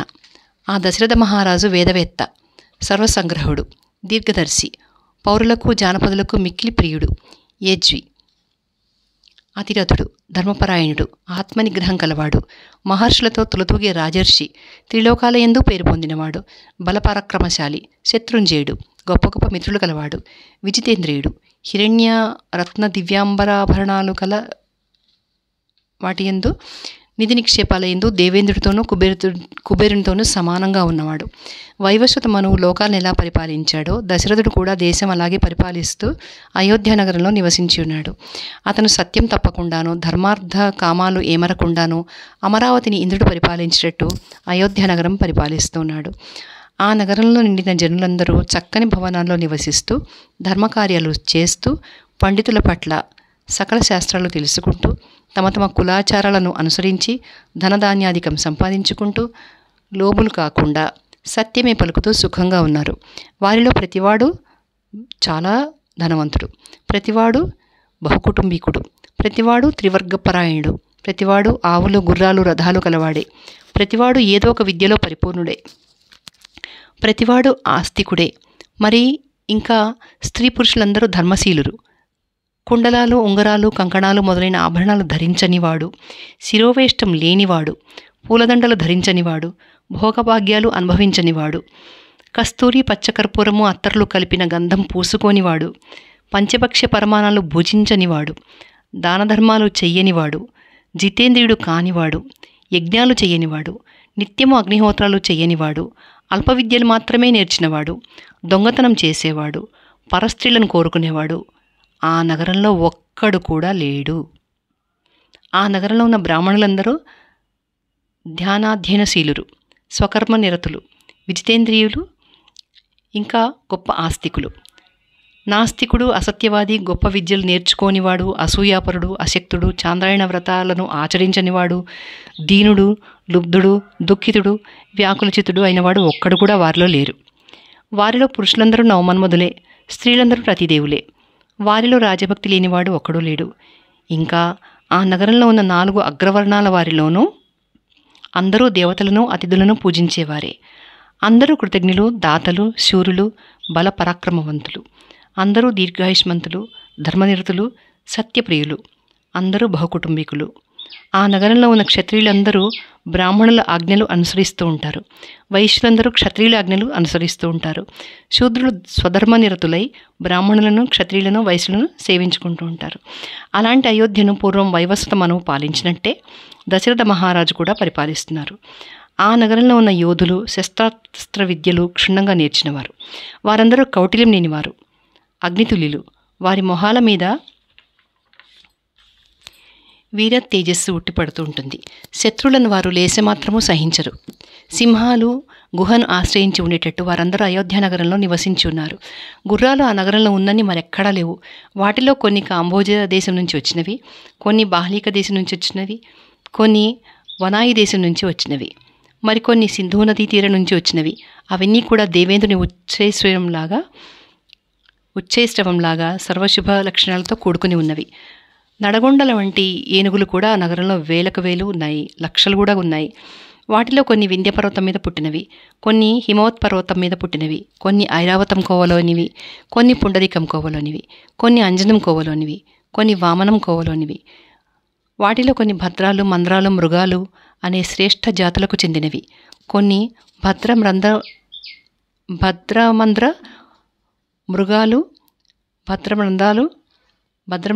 మృగమంద్రాలు అనే సంకీర్ణ జాతులకు సంబంధించినవి. మొత్తానికి ఏనుగులన్నీ కూడా సర్వకాల సర్వావస్థల యందు మదించి ఉంటాయి. ఆ నగరం చుట్టూ 2 యోజనాల వరకు బలిష్టాలైన రక్షణ సాధనాలు అమర్చి ఉన్నాయి. 3 యోజనాల వెడల్పు గల ఆ నగరంలో మధ్య భాగంలో 2 యోజనాల పరిమితి గల సత్యపురం అన్న పేరుతో ప్రఖ్యాతమై ఉంది. సార్థక నామం గల ఆ సత్యపురం ఎలాంటి వాళ్ళకి కూడా అజేయం. చంద్రుడు నక్షత్రాలను పరిపాలిస్తున్నట్టు దశరథుడు అలాంటి పౌరులు గల అయోధ్యను పరిపాలిస్తున్నాడు. సత్యపురం చుట్టూ కూడా అసాధ్యమైన ప్రాకారం ఉంది. దానికి గల తోరణాలు, అర్గళాలు దేవతలకు, రాక్షసులకు కూడా సాధ్యం కావు. చిత్ర విచిత్రాలైన మేడలన్నీ ఆ భాగంలోనే ఉన్నాయి. రాజబంధువులు, సామంతరాజులు, రాజపురుషులు, సంపన్నులు ఆ భాగంలోనే ఉన్నారు. వారికందరికీ మధ్యగా ఉండి దశరథుడు దేవేంద్రుడు అమరావతిని ఏలుతున్నట్టు అయోధ్యను ఏలుతున్నాడు. తర్వాత 3వ సర్గ దశరథుని మంత్రిమండలి. ఆ దశరథ మహారాజుకు దృష్టి, జయంతుడు, విజయుడు, సిద్ధార్థుడు, అర్థసాధకుడు, అశోకుడు, మంత్రపాలుడు, సుమంత్రుడు అని 8 మంత్రులు ఉన్నారు. ఋషి సత్తములైన వశిష్ఠుడు, వామదేవుడు అని 2 పురోహితులున్నారు. జాబాలుడు మొదలైన ఋత్విజులు ఉన్నారు. మంత్రులు లౌకిక కార్యాలు, ఋత్విజులు వైదిక కార్యాలు నిర్వర్తిస్తూ ఉంటారు. వశిష్ఠుడు, వామదేవుడు ఉభయ కార్యాలు నిర్వర్తిస్తూ ఉంటారు. వారందరూ మంత్రతంత్రాలు బాగా తెలిసినవారు, పరేంగిత జ్ఞానులు. ప్రభువునకు ప్రియము, హితము అయిన ప్రతి కార్యము కష్టనిష్ఠులను సహించి నిర్వహిస్తారు. ఆన్వీక్షకి మొదలైన విద్యలన్నీ క్షుణ్ణంగా నేర్చినవారు. చెడ్డ పనులు ఎప్పుడూ తలంపునకైనా రానివ్వరు. విజితేంద్రియులు, బుద్ధిమంతులు, ఐశ్వర్యవంతులు, సాటిలేని బలపరాక్రమాలు గలవారు, సకల శాస్త్ర పరిజ్ఞాతులు, కీర్తినిస్తారులు. కార్యాలయందు ఎప్పుడు వారు అప్రమత్తులై ఉంటారు. మనసులో తలుచుకున్నదే చెప్తూ చెప్పిందే చేస్తూ ఉంటారు. తేజోనిధులు, క్షమాశాలులు, మదమాత్సర్యాలు లేక మందహాసం చేస్తూనే మాట్లాడతారు. క్రోధం వల్ల కానీ, డబ్బు కోసం కానీ, మరే ప్రయోజనం కోసం కానీ వారు ఎప్పుడు అబద్ధాలాడరు. స్వరాష్ట్రంలోనూ పరరాష్ట్రాలలోనూ జరిగింది, జరుగుతూ ఉన్నది, జరగబోయేది కొంచెమైనా మిగిలిపోకుండా చారుల వల్ల వారు ఎప్పటికప్పుడు గ్రహించేస్తూ ఉంటారు. రాజకార్యాలు నిర్వహించడంలో వారు మిక్కిలి నేర్పుగలవారు. మైత్రి విషయమై చాలా పరీక్షలు కూడా తాళినవారు. వారు తమ కొడుకులు తప్పు చేసినా కూడా నిర్దాక్షిణ్యంగా శిక్షిస్తారు. ధన కనక రత్నరాశులతో బొక్కసం నింపటంలోనూ, జీతనాతాలు సరిగ్గా ఇస్తూ, చతురంగ బలాలను కట్టుబాట్లలో ఉంచడంలోనూ వారు చాలా సావధానంగా ఉంటారు. అపరాధం చేస్తే తప్ప శత్రువు అయినంత మాత్రాన వారు ఎవరినీ ఎంతమాత్రమూ బాధించరు. శత్రువులను అరికట్టడంలో సమర్థులు, శత్రు సంహారంలో ఉత్సాహవంతులు. తూచా తప్పకుండా నీతిశాస్త్రం అనుసరించి నడుచుకునేవారు కనుక స్వరాష్ట్రంలో మనోవాక్కాయ కర్మల యందు శుచిగా ప్రవర్తించే వారందరినీ కాపాడుతూ ఉంటారు. ఎంత డబ్బు సంపాదించుకున్నా తప్పు చేస్తే తప్ప వారెవరిని పీడించరు. తప్పు చేస్తే బ్రాహ్మణులను, క్షత్రియులను కూడా వారు శిక్షించేస్తారు. అయితే ఎవరినైనా చేసిన నేరానికి తగిన శిక్ష విధిస్తారు కానీ పగబట్టి అక్రమ శిక్షలు విధించరు. పగబట్టి అక్రమ శిక్షలు వేయరు. త్రికరణ శుద్ధులై బాధ్యతలు గుర్తించుకుని మంత్రులందరూ ఒక్క మాట మీద నడుచుకుంటూ ఉండడం వల్ల అయోధ్య నగరంలోనే కాక కోసల దేశం అంతటా కూడా అబద్ధాలాడేవాడు ఒకడు కూడా లేడు. కుటిలుడు, పరస్త్రీరతుడు కూడా ఒక్కడు లేడు. నగరము, రాష్ట్రము ఎల్లప్పుడూ కూడా ప్రశాంతంగానే ఉంటాయి. మంత్రులందరూ ఎల్లప్పుడూ విలువగల వస్త్రాభరణాలు ధరిస్తారు. శీలవంతులై రాజుకు అభ్యుదయమే సాధిస్తూ ఉంటారు. గుణం మాత్రమే గ్రహిస్తూ గురుజనులను భక్తి శ్రద్ధలతో పూజిస్తారు. ఎట్టి వారితో ఏ సమయంలో ఎలాంటి సంధి చేసుకోవాలో వారికి బాగా తెలుసు. యుద్ధం తప్పకపోతే ఎలాంటి వారితో ఏ సమయంలో ఎంత ఎత్తున దండయాత్ర సాగించుకోవాలో కూడా వారికి బాగా తెలుసు. బలపరాక్రమాలలో ఎవరికి లొంగరని, అతీతానాగత విషయాలు గుర్తించడంలో అంతటి సూక్ష్మబుద్ధి గలవారు మరెవరూ లేరని విదేశాల్లో కూడా వారికి గొప్ప ప్రఖ్యాతి ఉంది. ఇలాంటి ఆ మంత్రుల సాయంతో దశరథ మహారాజు జగజ్జేగీయమానంగా ప్రజాపాలన చేస్తున్నారు. అతను కూడా చారుల వల్ల స్వరాష్ట్ర వార్తలు, పరరాష్ట్ర వార్తలు, వృత్తాంతాలు సకృత్యంగా తెలుసుకుంటూ ఉంటారు. ఎవరు అధర్మంగా ప్రవర్తించినా వారిని కఠినంగా శిక్షించటము, ఎవరు ధర్మంగా ప్రవర్తించినా వారిని ఆదరించటము అతని వ్రతం. అతని శత్రువుల్లో అతన్ని మించగలవాడు కానీ అథవా అతనితో సమానం కాగలవాడు కానీ ఒక్కడు కూడా లేడు. పైగా పరరాజుల్లో చెప్పుకోదగ్గ వారందరూ కూడా అతనితో ఇష్టంగా ఉండడానికే ప్రయత్నిస్తూ ఉంటారు. సామంతులందరూ కూడా ఎప్పుడూ అతని పాదాలకు మొక్కుతూ వినయ విధేయతలతో ఉంటారు. మంత్రాంగ నిర్వహణలోనూ తనకు అనుకూలంగా నడుచుకోవడంలోనూ సమర్థులు, సర్వశక్తి సంపన్నులు అయిన ఇలాంటి మంత్రులతో కూడిన దశరథ మహారాజు తేజస్వంతాలైన అసంఖ్యాక కిరణాలతో బాలసూర్యుడిలాగా ప్రకాశిస్తూ ఉన్నాడు. ఇప్పుడు 4వ సర్గ. దశరథుడి అశ్వమేధయాగ సంకల్పం. ఎన్నుంటే ఏం లాభం? దశరథుడికి సంతానం లేకపోయింది. వంశకర్తలైన కొడుకుల కోసం ఎంత పరితపించినా ఎప్పటికీ అతనికి ఒక్క కొడుకైనా పుట్టలేదు. చివరికి అతను కొడుకుల కోసం మనం అశ్వమేధం ఎందుకు చేయకూడదు అనుకున్నారు. అందుకనే అశ్వమేధం చేయాలి అని నిశ్చయం చేసుకున్నారు. వెంటనే అతను ఆ సంగతి సూక్ష్మబుద్ధులైన మంత్రులందరికీ చెప్పి వారందరిలో గొప్ప సమర్థుడు, ఉత్తముడు అయిన సుమంత్రుడిని చూసి మన గురువులను, పురోహితులను వెంటనే తీసుకురా అని ఆజ్ఞాపించారు. సుమంత్రుడు కూడా అతి శీఘ్రంగా వెళ్ళి వేదపారంగులైన సుయజ్ఞుణ్ణి, వామదేవుణ్ణి, జాబాలిని, కాశ్యపుణ్ణి, పురోహితుడైన వశిష్ఠుణ్ణి, బ్రాహ్మణోత్తములు కొందరిని తీసుకొచ్చాడు. ధర్మాత్ముడైన దశరథుడు వారినందరినీ యథావిధిగా పూజించి, మహాత్ములారా, కొడుకులు లేకపోవడం వల్ల నాకు సుఖం లేకుండా ఉంది కనుక పుత్ర సంతాన నిమిత్తం శాస్త్ర ప్రకారం యజ్ఞం చేయాలని నాకు నిశ్చయబుద్ధి కలిగింది. మీరంతా మహానుభావులు కనుక నా కోరిక ఎలా నెరవేరుతుందో ఆలోచించి నిశ్చయించండి అని మనవి చేసుకున్నాడు. సంతోషించిన వారందరూ వెంటనే మంచిదన్నారు. అందరితో ఆలోచించి వశిష్ఠుడు, నీ సంకల్పం స్తుతిపాత్రంగా ఉంది. సంభారాలని సమకూర్పించు, యజ్ఞాశ్వం కూడా విడిచిపెట్టు. నీకు సర్వలక్షణ సంపన్నులైన కొడుకులు తప్పకుండా కలుగుతారు అని చెప్పాడు. బ్రాహ్మణ వాక్యం విని దశరథుడు మిక్కిలి సంతోషించి మంత్రులను చూసి, గురువుల ఆజ్ఞ విన్నారు కదా, కనుక సంభారాలని సిద్ధం చేయండి. సమర్థుడైన రక్షకుణ్ణి ఏర్పరిచి ఉపాధ్యాయులను తోడిచ్చి యజ్ఞాశ్వం విడిచిపెట్టండి. సరయూ నది ఉత్తరపు గట్టున యజ్ఞశాలను నిర్మించండి. శాస్త్రోక్తాలైన శాంతిక విధులని నిర్వర్తించండి. రాజులైన వారికి అందరికీ అశ్వమేధం చేయదగ్గదే, కానీ తప్పులు సంభవించకుండా నెరవేర్చడం కష్టం కాబట్టి ఎవరో 100కి 100కి ఒక్కరే కానీ అందరూ పూనుకోరు. యజ్ఞాలు చేయడంలోనూ చేయించడంలోనూ మంత్రలోపాలు, క్రియాలోపాలు తటస్థిస్తే ఆ బ్రాహ్మణులు బ్రహ్మరాక్షసులవుతారు. అలాంటి వారు నా యజ్ఞం తప్పులు పట్టడానికే చూస్తారు. యజ్ఞం చెడిపోతే కర్త నశించిపోతాడు. కనుక మీరందరూ ఇది యథావిధిగా నెరవేరేటట్టు సావధానంగా ఉండండి అని సెలవిచ్చాడు. బ్రాహ్మణులందరూ రాజును ఆశీర్వదించి వెళ్ళిపోయారు. మంత్రులందరూ తమ సెలవు చొప్పున నడుచుకుంటాం అని మనవి చేసుకున్నారు. వీటన్నిటికీ చాలా సంతోషించాడు దశరథ మహారాజు. ఆయన అంతఃపురానికి వెళ్ళి భార్యలను చేరబిల్చి, కొడుకుల కోసం నేను అశ్వమేధ యాగం చేయబోతున్నాను కనుక మీరు దీక్షగా ఉండండి అని చెప్పాడు. ఎంతో పూరితమైన ఈ మాటను వినేసరికి వారికి చలికాలం గడిచి వసంతకాలం రాగానే తామర పువ్వులు సమధిక శోభతో వికసించేటట్టుగా రాణుల ముఖ పద్మాలన్నీ కూడా ప్రఫుల్లాలైనాయి. ఋష్యశృంగ రోమపాదుల సమావేశం. ఇది 5వ సర్గ. ఇదంతా విని చూసి సుమంతుడు దశరథుడితో ఇలా చెప్పాడు. మహాప్రభు, ఇప్పుడు వశిష్ఠాదులు సెలవిచ్చిన ఈ పుత్ర సంపాదనోపాయం ఇతిహాస రూపంగా ఇదివరకే నేను విని ఉన్నాను.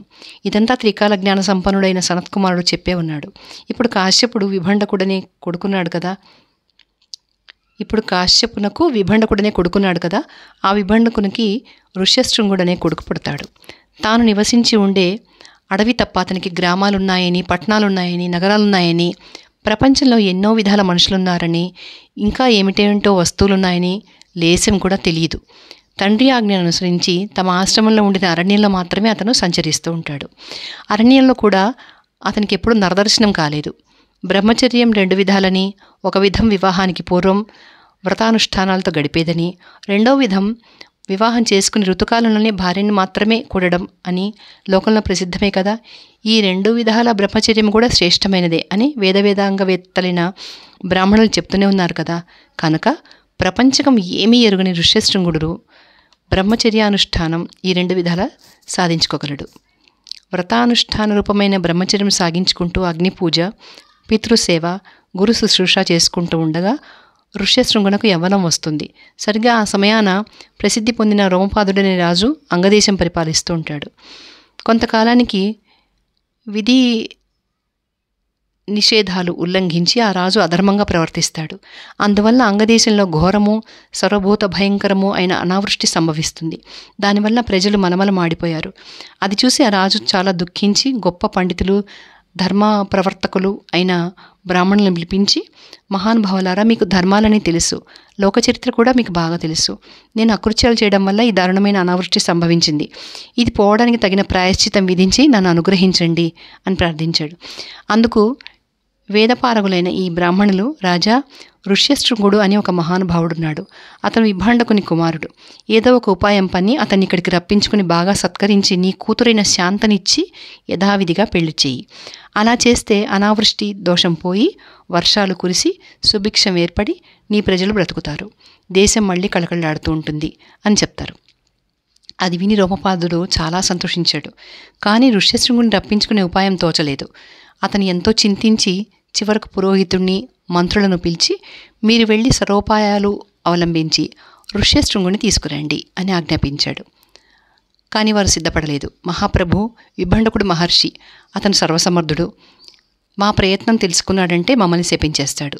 కనుక వెళ్ళలేం, మమ్ము కటాక్షించు అని ప్రార్థించి మంచి ఉపాయం మాత్రం చెప్తారు. వెంటనే రోమపాదుడు వారకాంతలను పంపి ఋష్యశృంగుని రప్పించుకున్నాడు. అతను దేశంలో అడుగుపెట్టగానే వర్షాలు కురిశాయి. రోమపాదుడు తన పెంపుడు కూతురైన శాంతాదేవినిచ్చి అతనికి పెళ్లి చేశాడు. ఆ శాంత తమకు ఔరసపుత్రిక కనుక వివాహం తమరు చేయకపోయినా ఆ ఋష్యశృంగుడు తమకు కూడా అల్లుడే. ఆ మహానుభావుడు తమకు పుత్ర సంతానం కలిగి యజ్ఞం చేయించగలడు అని చెప్పారు. ఇప్పుడు 6వ సర్గ. వేశ్యలు ఋష్యశృంగుని తీసుకురావడం. ఇదంతా విని సంతోషించి దశరథుడు, ఋష్యశృంగుణ్ణి ఎవరు ఎలా తీసుకొచ్చారో ఆ సంగతి వివరంగా చెప్పు అని అడిగాడు. చిత్తగించండి అని సుమంతుడు బదులు చెప్తూ ఇలా చెప్పడం మొదలుపెట్టాడు. మంత్రులు వింటూ ఉండగా రోమపాదుడిని చూసి పురోహితుడు, మహాప్రభు, మేము అపాయం లేని ఉపాయం ఆలోచించాం. ఋష్యశృంగుడు తాను పుట్టి పెరుగుతూ ఉండిన అరణ్యం ఒకటే తెలుసు. వేదం వల్లించుకోవడము, తపస్సు చేసుకోవడం తప్ప అతను మరో పనే ఎరుగడు. స్త్రీజాతి ఒకటి ఉందని, అతను విని అయినా ఉండడు. శబ్ద స్పర్శ రూప రస గంధాలకు సంబంధించిన సుఖం అతనికి కల్లో కూడా తెలియదు. కనుక పురుషుల చిత్తాలను ఆకర్షించే ఉపాయాలు పన్ని అతన్ని ఇక్కడికి రప్పించదలిచాం. అందుకు రూపవతులైన వేశ్యలు తగుదురు. వాళ్ళైతే ఎలాగైనా కార్యం సాధించగలరు అని విన్నవించారు. రోమపాదుడు అందుకు అంగీకరించాడు. వెంటనే మంత్రులు తగిన సాధన సంపత్తి ఇచ్చి వేశ్యలను పంపించారు. వాళ్ళు విభండకాశ్రమ సమీపాన విడిది ఏర్పరచుకొని ఉపాయాలు పన్నుతూ ప్రయత్నాలు ప్రారంభించారు. ఋష్యశృంగుడు పితృసేవ చేసుకుంటూ ఆశ్రమంలోనే ఉంటాడు. బయటికి ఎప్పుడు వెళ్ళడు. తనని తండ్రిని తప్ప అతను మరో మనిషిని ఎరగడు. కానీ దైవవశాన ఒకనాడు వారకాంతలున్న చోటికి వచ్చాడు. అతని కోసం తపస్సు చేస్తూ ఉన్న వేశ్యలు చిత్ర విచిత్ర వేషాలతో వచ్చి చుట్టూ మూగి పాటలు పాడుతూ విభ్రమ విలాసాలతో అతన్ని ఆకర్షించారు. అంతేగాక, నువ్వెవరయ్యా, ఈ కీకారణ్యంలో ఏకాకవి సంచరిస్తున్నావేంటి అని అడిగారు.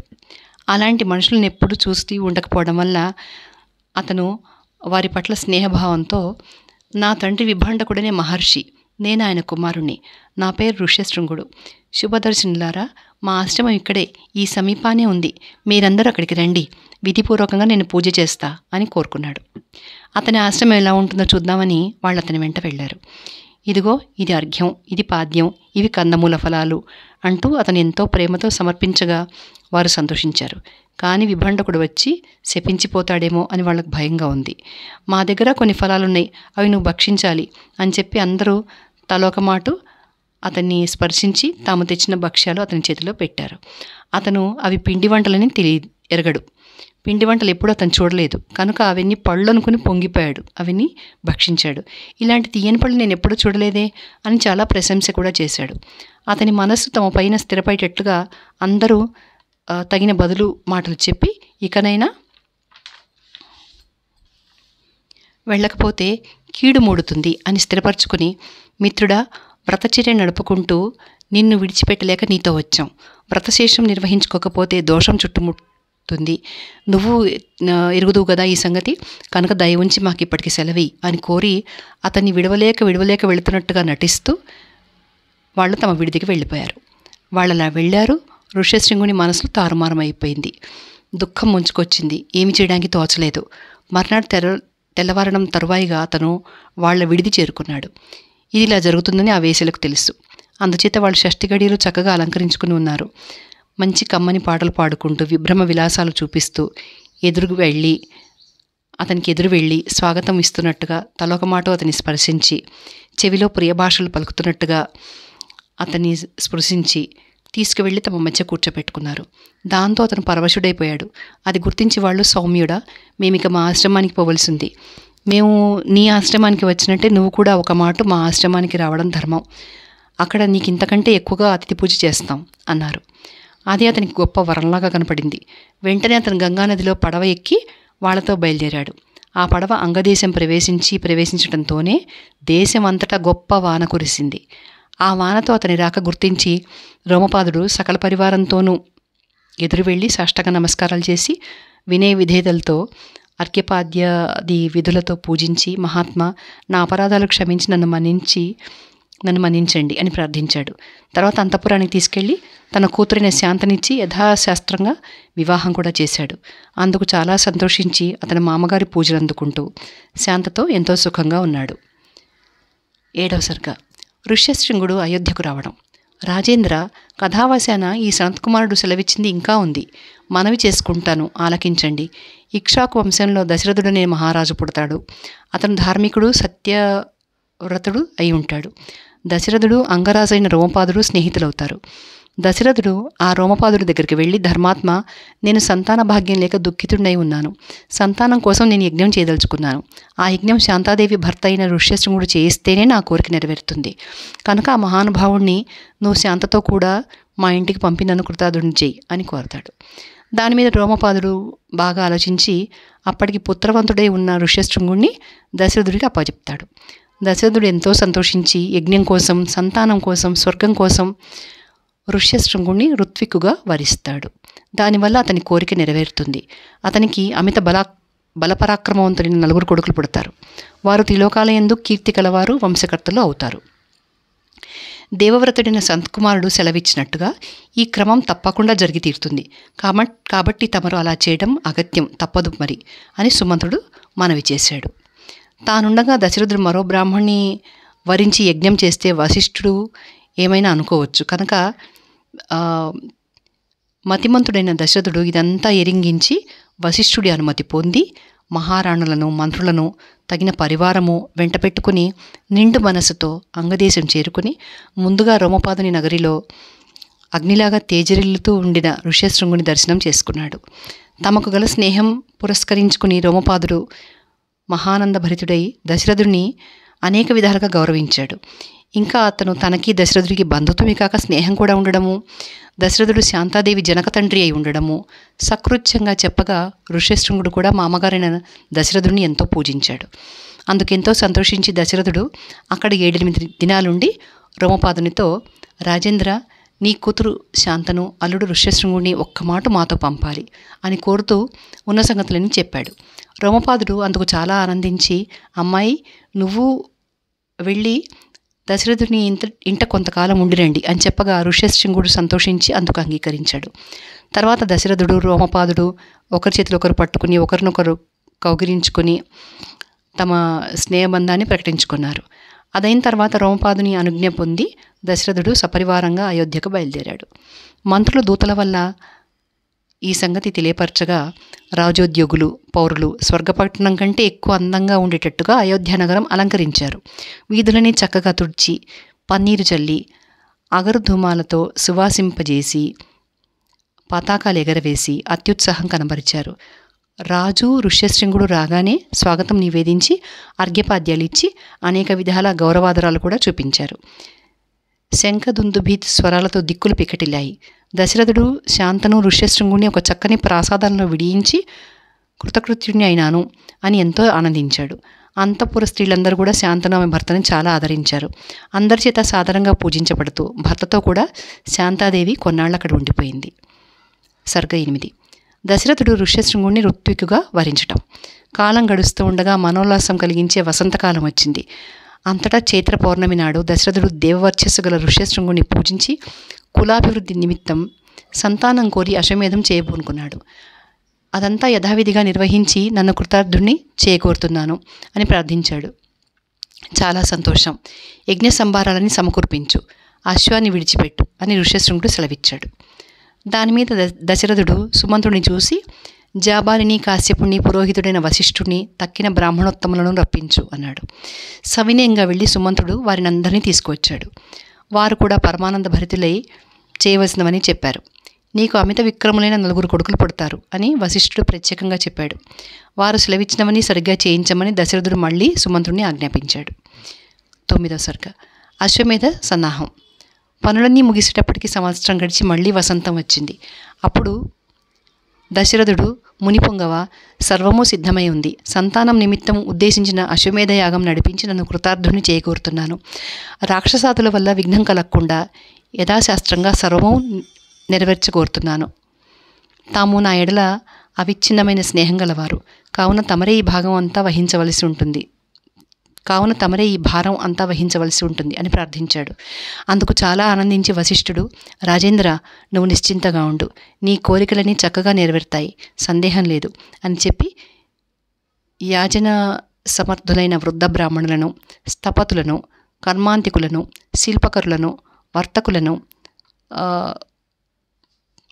కునకులను, గణకులను, శిల్పులను, శాస్త్రవేత్తలు, బహుశ్రుతులు అయిన పండితులను, రసాభినయ చిత్రులైన నటులను, భావాభినయ సమర్థులైన నర్తకులను చూసి, మహారాజులం గారి సెలవైంది, మీ చాతుర్యం చూపించి మెప్పు బహుమతులు పొందవలసిన సమయం వచ్చింది. ఎత్తు వైశాల్యము ఉండే విధంగా చక్కని రాజభవనాలు నిర్మించండి.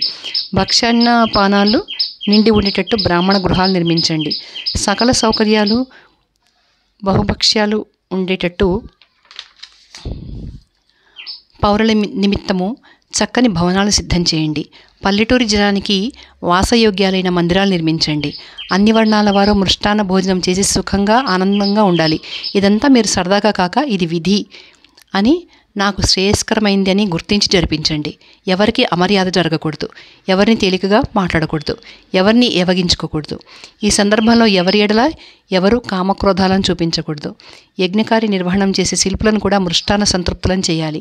ధనకనక వస్తువాహనాదులు కూడా ఇచ్చి వారిని జ్ఞాన వయోవృద్ధిని అనుసరించి గొప్పగా సత్కరించాలి. ఇలా మీరు స్నేహార్ద్ర చిత్తులై ఎవరిని మర్చిపోకుండా, ఏమీ లోటు రాకుండా సర్వము సులక్షణంగా జరిపించండి అని ఆజ్ఞాపించాడు. అందుకు వారందరూ ఏ లోటు రానివ్వము, అంతా సవ్యంగా నడిపిస్తాము అని మాటిచ్చారు. తర్వాత వశిష్ఠుడు సుమంత్రుని చూసి, మంత్రి పుంగవ, ధార్మికులైన రాజులందరికీ ఆహ్వానాలు పంపు. దేశ దేశాల నుంచి బ్రాహ్మణ క్షత్రియ వైశ్య శూద్రులను కూడా రప్పించు. మిథిలాపతి అయిన జనక మహారాజు గొప్ప శూరుడు, సత్యవిక్రముడు, సర్వశాస్త్రాలు క్షుణ్ణంగా తెలిసినవాడు, చతుర్వేదాలు అధ్యయనం చేసినవాడు. ఆ మహాభాగుణ్ణి నువ్వు స్వయంగా వెళ్ళి తీసుకురా. కాశీపతి కూడా మనకి అలాంటివాడే. అతను మన ప్రభువుకి గొప్ప స్నేహితుడు, ప్రియవాది. అతన్ని కూడా స్వయంగా వెళ్ళి నువ్వే పిలుచుకురా. ప్రభువు మామగారైన కేకై మహారాజును కూడా నువ్వే వెళ్ళి కొడుకుతో కూడా తీసుకురా. అతని పెద్దవాడు, పరమ ధార్మికుడు, అంగదేశాధిపతి, ప్రభువు స్నేహితుడు, యశస్వి అయిన రోమపాదుని కూడా స్వయంగా నువ్వే వెళ్ళి తీసుకురా. ప్రాక్దేశపు రాజులను, దాక్షిణాత్య మహారాజులను, సింధు సౌవీర సౌరాష్ట్ర రాజులను కూడా రప్పించు. ప్రభు స్నేహితులైన రాజులు ఇంకా ఎందరో ఉన్నారు. సపరివారంగా వారిని కూడా రప్పించు అని ఆజ్ఞాపించాడు. సుమంత్రుడు వశిష్ఠుని ఆజ్ఞ శిరసావహించి ప్రధానులైన రాజులను పిలిచి తీసుకురావడానికి తాను స్వయంగా బయలుదేరి వెళుతూ తక్కిన వారి నిమిత్తం తగిన వారిని పంపాడు.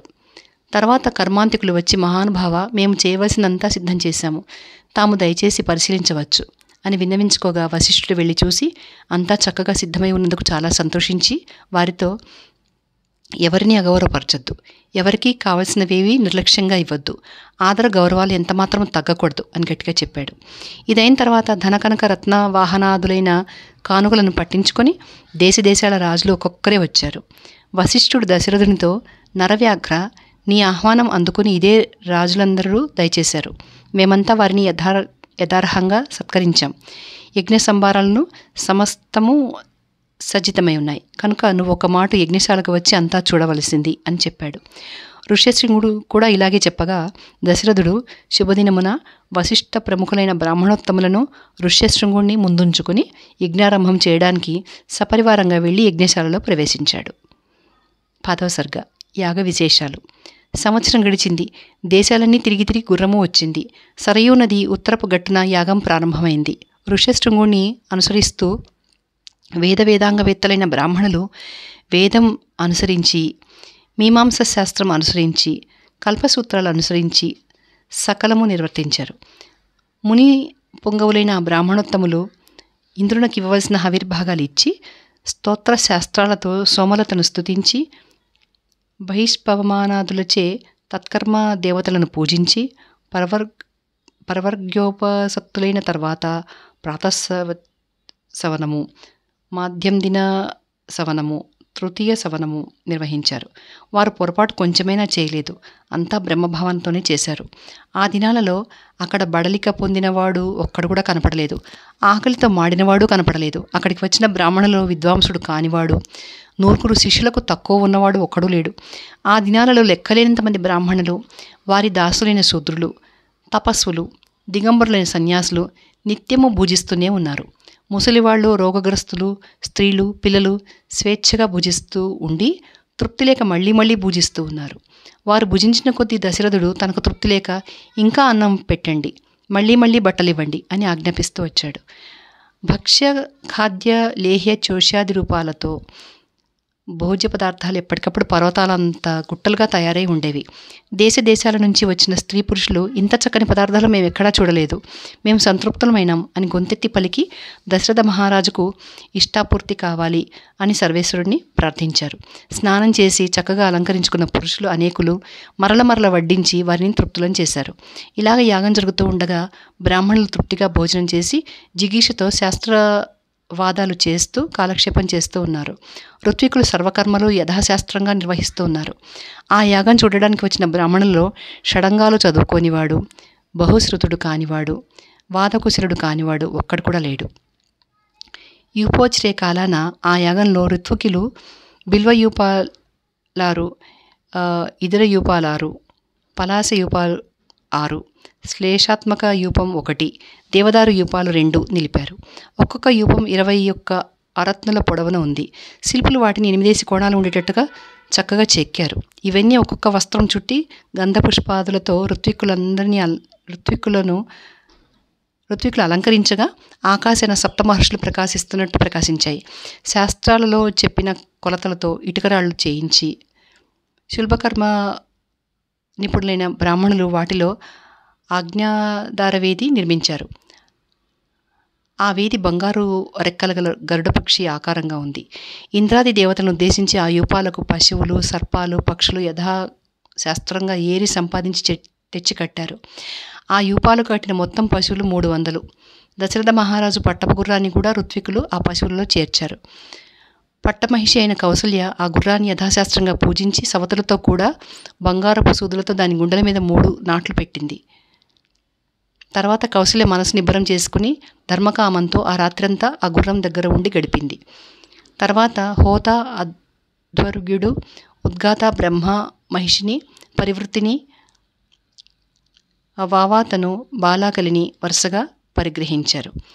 నియతేంద్రియుడు, ప్రయోగ చాతుర్య సంపన్నుడు అయిన అధ్వర్యుడు ఆ గుర్రం వస తీసి యథావిధిగా హోమం చేశాడు. దశరథ మహారాజు యుక్తకాలంలో యథాశాస్త్రంగా వసాధూమ గంధం ఆఘ్రాణించాడు. తర్వాత 16 ఋత్వికులు ఆ గుర్రం అంగాలన్నీ విధి విధానంగా హోమం చేశారు. తక్కిన యజ్ఞాలలో వపాహవిస్సు, జువి కొమ్మల మీద సంస్కారం చేస్తారు. అశ్వమేధంలో మాత్రం ప్రబ్బలి మీద సంస్కారం చేస్తారు. అశ్వమేధం 3 దినాలు జరుగుతుంది. మొదటి దినం చతుష్టోమం అని, రెండో దినం ఉక్షం అని, మూడో దినం అతిరాత్రం అని చెప్పబడింది. శాస్త్రం అనుసరించి ఆ అశ్వమేధంలో మరిన్ని యాగాలు కూడా జరిగాయి. వాటిలో జ్యోతిష్టోమం 1, ఆయుర్యాగం 1, అతిరాత్రాలు 2, అభిజిత్ యాగం 1, విశ్వజిత్ యాగం 1, మహాక్రతువైన ఆప్తోర్యామం 1, శాస్త్ర సమతాలైన మరెన్నో క్రతువులు కూడా అప్పుడు నిర్వహించబడ్డాయి.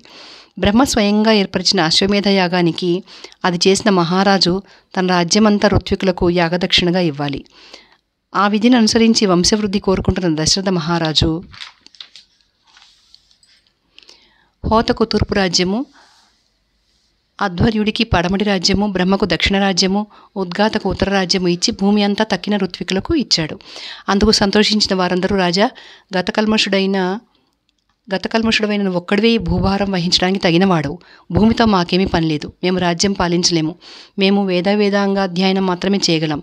కనుక దానికి ప్రతిఫలంగా మాకు కొంచెం ద్రవ్యం ఇవ్వడం మంచిది. వీలైతే రత్నాలు, లేకపోతే బంగారం, అది కాకపోతే ఆవులే చాలు అన్నారు. అందుకు సమ్మతించి దశరథుడు వేదపారగులైన ఆ బ్రాహ్మణులకు 10 లక్షల ఆవులు, 100 కోట్ల సువర్ణము, 400 కోట్ల వెండి సమర్పించాడు. ఆ బ్రాహ్మణుల ధనమంతా ఋష్యశృంగునికి, వశిష్ఠునికి ఇచ్చారు. వారిద్దరూ అది న్యాయంగా పంచి ఎవరికి ముట్టవలసింది వారికి ఇచ్చారు. అందుకెంతో సంతోషించిన వారు ఆ ఇద్దరిని ఎంతో కొనియాడారు. తర్వాత దశరథుడు యాగం చూడడానికి దేశదేశాల నుంచి వచ్చిన బ్రాహ్మణులకు 1 కోటి సువర్ణాలు ఇచ్చాడు. అంతా అయిపోయిన తర్వాత ఒక దరిద్ర బ్రాహ్మణుడు వచ్చి ద్రవ్యం కోరగా మరేమీ లేనందున చేతి మురుగు ఇచ్చేశాడు. అందుకు ఇందుకు కూడా బ్రాహ్మణులు ఎంతో సంతోషించారు. బ్రాహ్మణ ప్రీతి గల దశరథుడు వారి ఆనందం చూసి హర్ష పర్యాకుల నేత్రుడే వారందరికీ నమస్కరించాడు. బ్రాహ్మణులు కూడా సాష్టాంగపడిన దశరథుడిని వేదోక్త ఆశీర్వచనాలు చేసి ఆనందపెట్టారు. అప్పుడు దశరథుడు ఋష్యశృంగుణ్ణి నమస్కరించి, మహాత్మా, నా వంశం వృద్ధి అయ్యేటట్టు నువ్వే చేయగలవు అన్నాడు. ఋష్యశృంగుడు, రాజా, నీకు 4 కొడుకులు పుడతారు, వారు వంశవర్ధనులు అవుతారు అని బదులు చెప్పాడు. 11వ సర్గ పుత్రకామేష్టి. ఇలా చెప్పి వేదవేత్త అయిన ఋష్యశృంగుడు లెస్సగా ధ్యానించి లబ్ధసంజ్ఞుడై, రాజా, సంతానం కలిగించే ఇష్టి ఒకటి ఉంది, అది చేస్తాను అని రాజుతో చెప్పి ఆదరస్సున చెప్పబడ్డ మంత్రాలతో విధి విధానంగా అది నెరవేర్చాడు.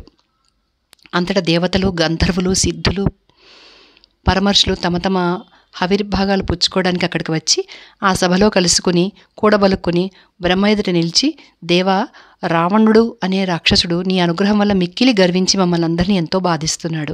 ఇదివరలో నువ్వు ప్రీతుడివై వాడికి కోరిన వరం ఇచ్చావు. ఆ వరం మాననీయం కనుక మేము వాడేమి చేసినా క్షమిస్తున్నాం. దుర్మతి అయిన వాడు లోకాలను, స్త్రీలను చాలా భయపెడుతున్నాడు. మహోన్నతులైన లోకపాలకులను ద్వేషిస్తున్నాడు. త్రిదశరాజైన ఇంద్రుణ్ణి పడగొడదామని చూస్తున్నాడు. నువ్విచ్చిన వరం వల్ల మదించి ఋషులను యక్షులను, గంధర్వులను, అసురులను, బ్రాహ్మణులను అవమానిస్తున్నాడు. వాడి బలపరాక్రమాలకు జడిసి సూర్యుడు ఎండకాయ లేకుండా ఉన్నాడు. వాయువు కదలలేకుండా ఉన్నాడు. ఎల్లప్పుడూ కెరటాలు వేసే సముద్రుడు స్తంభించిపోతున్నాడు. వాణ్ణి చూస్తేనే మాకు భయభ్రాంతులు కలుగుతున్నాయి. కాబట్టి వాణ్ణి సంహరించే ఉపాయం చూడవలసింది అని ప్రార్థించారు. వారందరూ అలా ప్రార్థించక బ్రహ్మదేవుడు ఆలోచించి వారిని చూసి, ఇక విచారించకండి, వాణ్ణి సంహరించడానికి ఇదే ఉపాయం తోచింది. వాడు దేవదానవ గంధర్వ యక్ష రాక్షసుల వల్ల తనకు మరణం సంభవించకూడదని వరం అడిగాడు. నేను సరే అన్నాను. వాడప్పుడు మానవుల వల్ల చావు రాకూడదు అని కోరడం తనకు అవమానం అని ఊహించి అది మాత్రం కోరలేదు.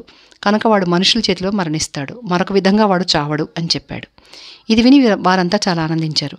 ఆ సమయాన పీతాంబరధారి శంఖచక్ర గదాపాణి అయిన జగత్పతి అయిన మహావిష్ణువు విజయం చేశాడు.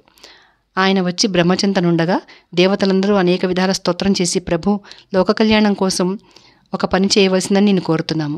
అయోధ్య నగరాధిపతి అయిన దశరథ మహారాజు పరమధర్మజ్ఞుడు, మహాదాత, మహర్షులతో సమానుడు. అతనికి 3 భార్యలున్నారు. వారు దక్షకన్యలైన హ్రీ శ్రీ కీర్తులతో సమానులు. మహాపురుషులకు తల్లిదండ్రులు కావడానికి సర్వవిధాల ఆ దంపతులు అర్హులు. కావున దేవదేవ, నువ్వు వారికి 4 పుత్రులవై మనిషి జన్మ ఎత్తి లోకకంటకుడైన రావణుని సంహరించు.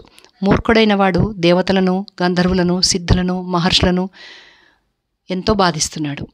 నందనవనంలో క్రీడిస్తూ ఉండే అప్సరసులను, గంధర్వ స్త్రీలను వాడు మరీ పీడిస్తున్నాడు. మేమందరం వాని సంహారం కోరి నీ కోసం ఎదురుచూస్తున్నాము. మాకందరికీ నువ్వు తప్ప వేరే గతి లేదు. దేవతలకు పరమవిరోధి అయిన వాడిని సంహరించడానికి నువ్వు మనుష్య జన్మ ఎత్తక తప్పదు అని మరీ మరీ కోరారు. అది విని త్రిదశ పుంగవుడైన మహావిష్ణువు బ్రహ్మతో కూడా వారినందరినీ చూసి, మీ కోరిక ధర్మబద్ధంగా ఉంది. ఇహ మీరు విచారించకండి, భయపడకండి. దేవర్షులకు భయంకరుడు, దురాత్ముడు అయిన ఈ రావణుణ్ణి పుత్ర పౌత్ర మాత్యమిత్ర జ్ఞాతి బాంధవులతో కూడా సంహరించి 11,000 సంవత్సరాలు మనుష్య జన్మలో ఉండి ఈ భూమి పరిపాలిస్తాను అని అభయం ఇచ్చాడు. వారికి ఇలా చెప్పి మహావిష్ణువు తాను దశరథ మహారాజునకు 4 కుమారులుగా పుట్టడానికి నిశ్చయించుకున్నాడు. అప్పుడు వారందరూ మళ్ళీ అనేక విధాల పొగిడి, ప్రభు, ఉద్ధతుడు, ఉగ్ర తేజస్కుడు, ప్రవృత్తదర్పుడు, దేవతాశత్రువు అయిన రావణుణ్ణి సంహరించి జగత్తును ఉద్ధరించు. సబలంగానూ సబాంధవంగానూ వాణ్ణి సంహరించు. తర్వాత సురేంద్రగుప్తమైన వైకుంఠానికి దయచేయి అని కోరారు. 12వ సర్గ యజ్ఞపాయసం. దాని మీద విష్ణువు తాను అన్నీ తెలిసి కూడా, సరే, మీ కోరిక తప్పక నెరవేరుస్తాను, మరి దానికి ఉపాయం చెప్పండి అన్నాడు. అందుకు దేవతలు రావణుడు సంపాదించిన వరం సంగతి చెప్పి, నువ్వు ఇందుకోసం మానవ జన్మ ఎత్తవలసి ఉంది అన్నారు. అది విని, సరే, మానవ జన్మ ఎత్తుతాను అని బదులు చెప్పి విష్ణువు దశరథ మహారాజును తండ్రిగా ఎంచుకున్నాడు. సరిగ్గా ఆ సమయంలోనే పుత్రులను కోరి దశరథ మహారాజు పుత్రకామేష్టి జరిపించాడు.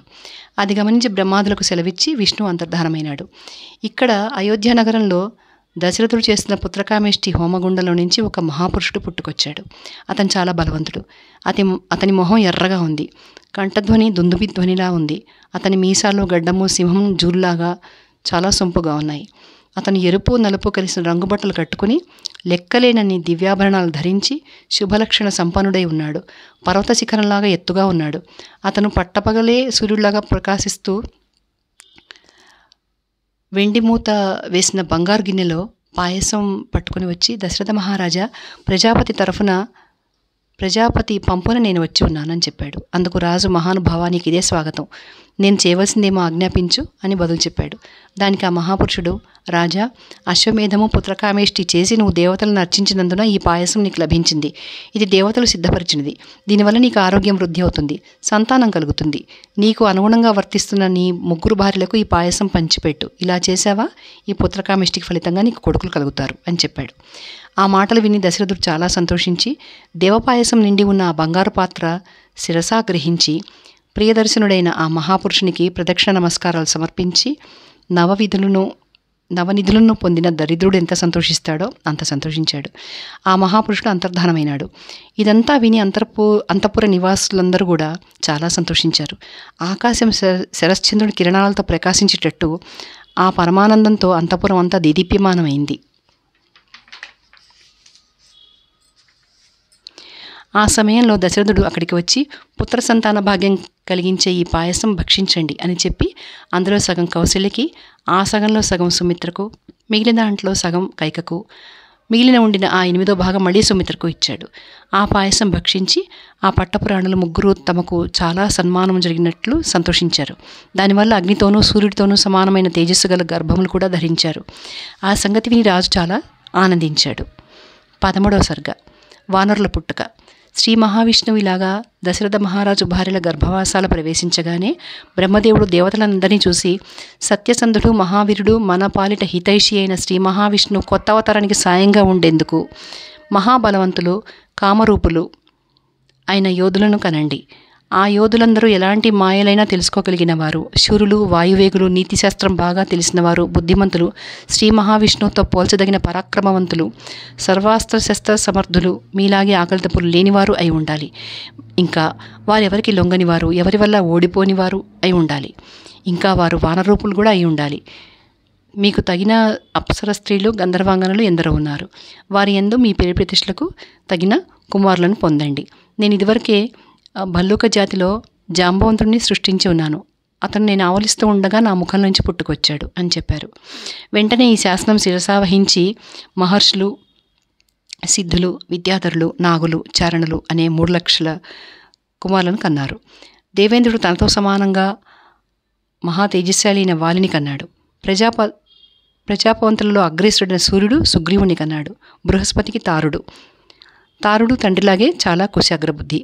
వానరులో అంతటి బుద్ధిమంతుడు మరొకడు లేడు. కుబేరుడికి గంధమాధుడనే కొడుకు. విశ్వకర్మ నలుడు, అగ్నిదేవుడు నీలుడు అనేవారికి జన్మనిచ్చారు. తేజస్సులోనూ యశస్సులోనూ బలపరాక్రమాలలోనూ అతన్ని మించిన వారు వానరులో మరొకరు లేరు. సుందరులు, ధనికులు అయిన అశ్విని దేవతలు అందగాళ్ళైన మైందుణ్ణి, ద్వివిధుణ్ణి కూడా కన్నారు. వరుణుడు సుషేణుడికి జన్మనిచ్చాడు. పర్జనుడు మహాబలవంతుడైన శరభునికి జన్మనిచ్చాడు. వాయుదేవుడు ఆంజనేయుడికి జన్మనిచ్చాడు. అతను వేగంలో గరుత్మంతుడితో సమానం. అతని శరీరం వజ్రంలాగా అభేద్యం. వీరే కాక ఇంకా అనేక లక్షల మంది అసామాన్య బలపరాక్రమవంతులైన అనేక మంది వానరులు జన్మించారు. ఏ దేవుడు ఏ రూపం కలవాడో, ఏ వేషం కలవాడో, ఎంతటి పరాక్రమం కలవాడో అతని కొడుకు కూడా అలాంటి రూపము, అలాంటి వేషము, అలాంటి పరాక్రమం కలిగిన వాడే అయినారు. ఆ భల్లూక వీరులు, వానర వీరులు మేరుమంద్ర పర్వతాలతో సమానులు, మహాబలశాలులు అయి అతి వేగంగా వృద్ధి పొందారు. ఈ భల్లూక వానర వీరులందరూ మహాపరాక్రమవంతులైనారు. వారందరూ పెద్ద పెద్ద రాళ్లు విసిరి శత్రు సంహారం చేయగలరు. చెట్లు, చేమలు కూడా ఆయుధంగా వాడగలరు. గోళ్లతో గీరగలరు, పళ్లతో కొరకగలరు. అస్త్ర శస్త్రాలు అన్ని విధాలైనవి కూడా వాళ్ళు వాడగలరు. వారందరూ గొప్ప పర్వతాలు పెకల్చి విసరగలరు. చెట్లు పెరగగలరు. సరిత్పతి అయిన సముద్రుణ్ణి కూడా కలిసివేయగలరు. కాళ్లతో భూమిని బద్దలు కొట్టగలరు. సముద్రాలు దాటగలరు. ఆకాశంలో ఎగరగలరు. మేఘాలు పట్టుకోగలరు. అరణ్యాలలో మదించి సంచరించే ఏనుగులను పట్టుకోగలరు. ఉరుములా అన్నట్టుగా అరిచి ఆకాశాన్న సంచరించే పక్షులను పడగొట్టగలరు. అలాంటి వానర యోధులు 100 లక్షల మంది జన్మించారు. వారిలో సేనాధిపతులైన వారు కూడా గొప్ప యోధులైన వానరులకి జన్మనిచ్చారు. వారిలో కొందరు వృక్షవత్ పర్వతం మీద నివసించారు. తక్కిన వారు తక్కిన పర్వతాల మీద నివసించారు. వారిలో చాలామంది సూర్యపుత్రుడైన సుగ్రీవుణ్ణి, ఇంద్రకుమారుడైన వాలిని ఆశ్రయించుకుని ఉండినారు. మహాబలవంతులైన నలుణ్ణి, నీలుణ్ణి, హనుమంతుణ్ణి కూడా మరికొందరు ఆశ్రయించుకుని ఉన్నారు. వారందరూ పర్వతాల మీద, అరణ్యాలలోనూ సంచరిస్తూ సింహాలను, పులులను, భయంకరాలైన పెద్ద పెద్ద సర్పాలను సంహరిస్తూ తిరుగుతూ ఉన్నారు. అందరికంటే గొప్పవాడై వాలి ఆ ఎలుగుబంటులను, ఆ కోతులను స్వేచ్ఛగా పరిపాలిస్తూ ఉన్నాడు. శ్రీరామ సహాయం కోసం అవతరించిన ఆ వానర యుద్ధం భూమండలం అంతా ఆవరించి ఉంది. ఇప్పటిదాకా మనం 13 సర్గలు పూర్తి చేశాము. ఈ వీడియో ఇంతటితో ఆపేస్తున్నాను. ఇక్కడితో రేపు దీని కంటిన్యూషన్ ఇంకొక వీడియోలో చూద్దాం. జై శ్రీరామ్.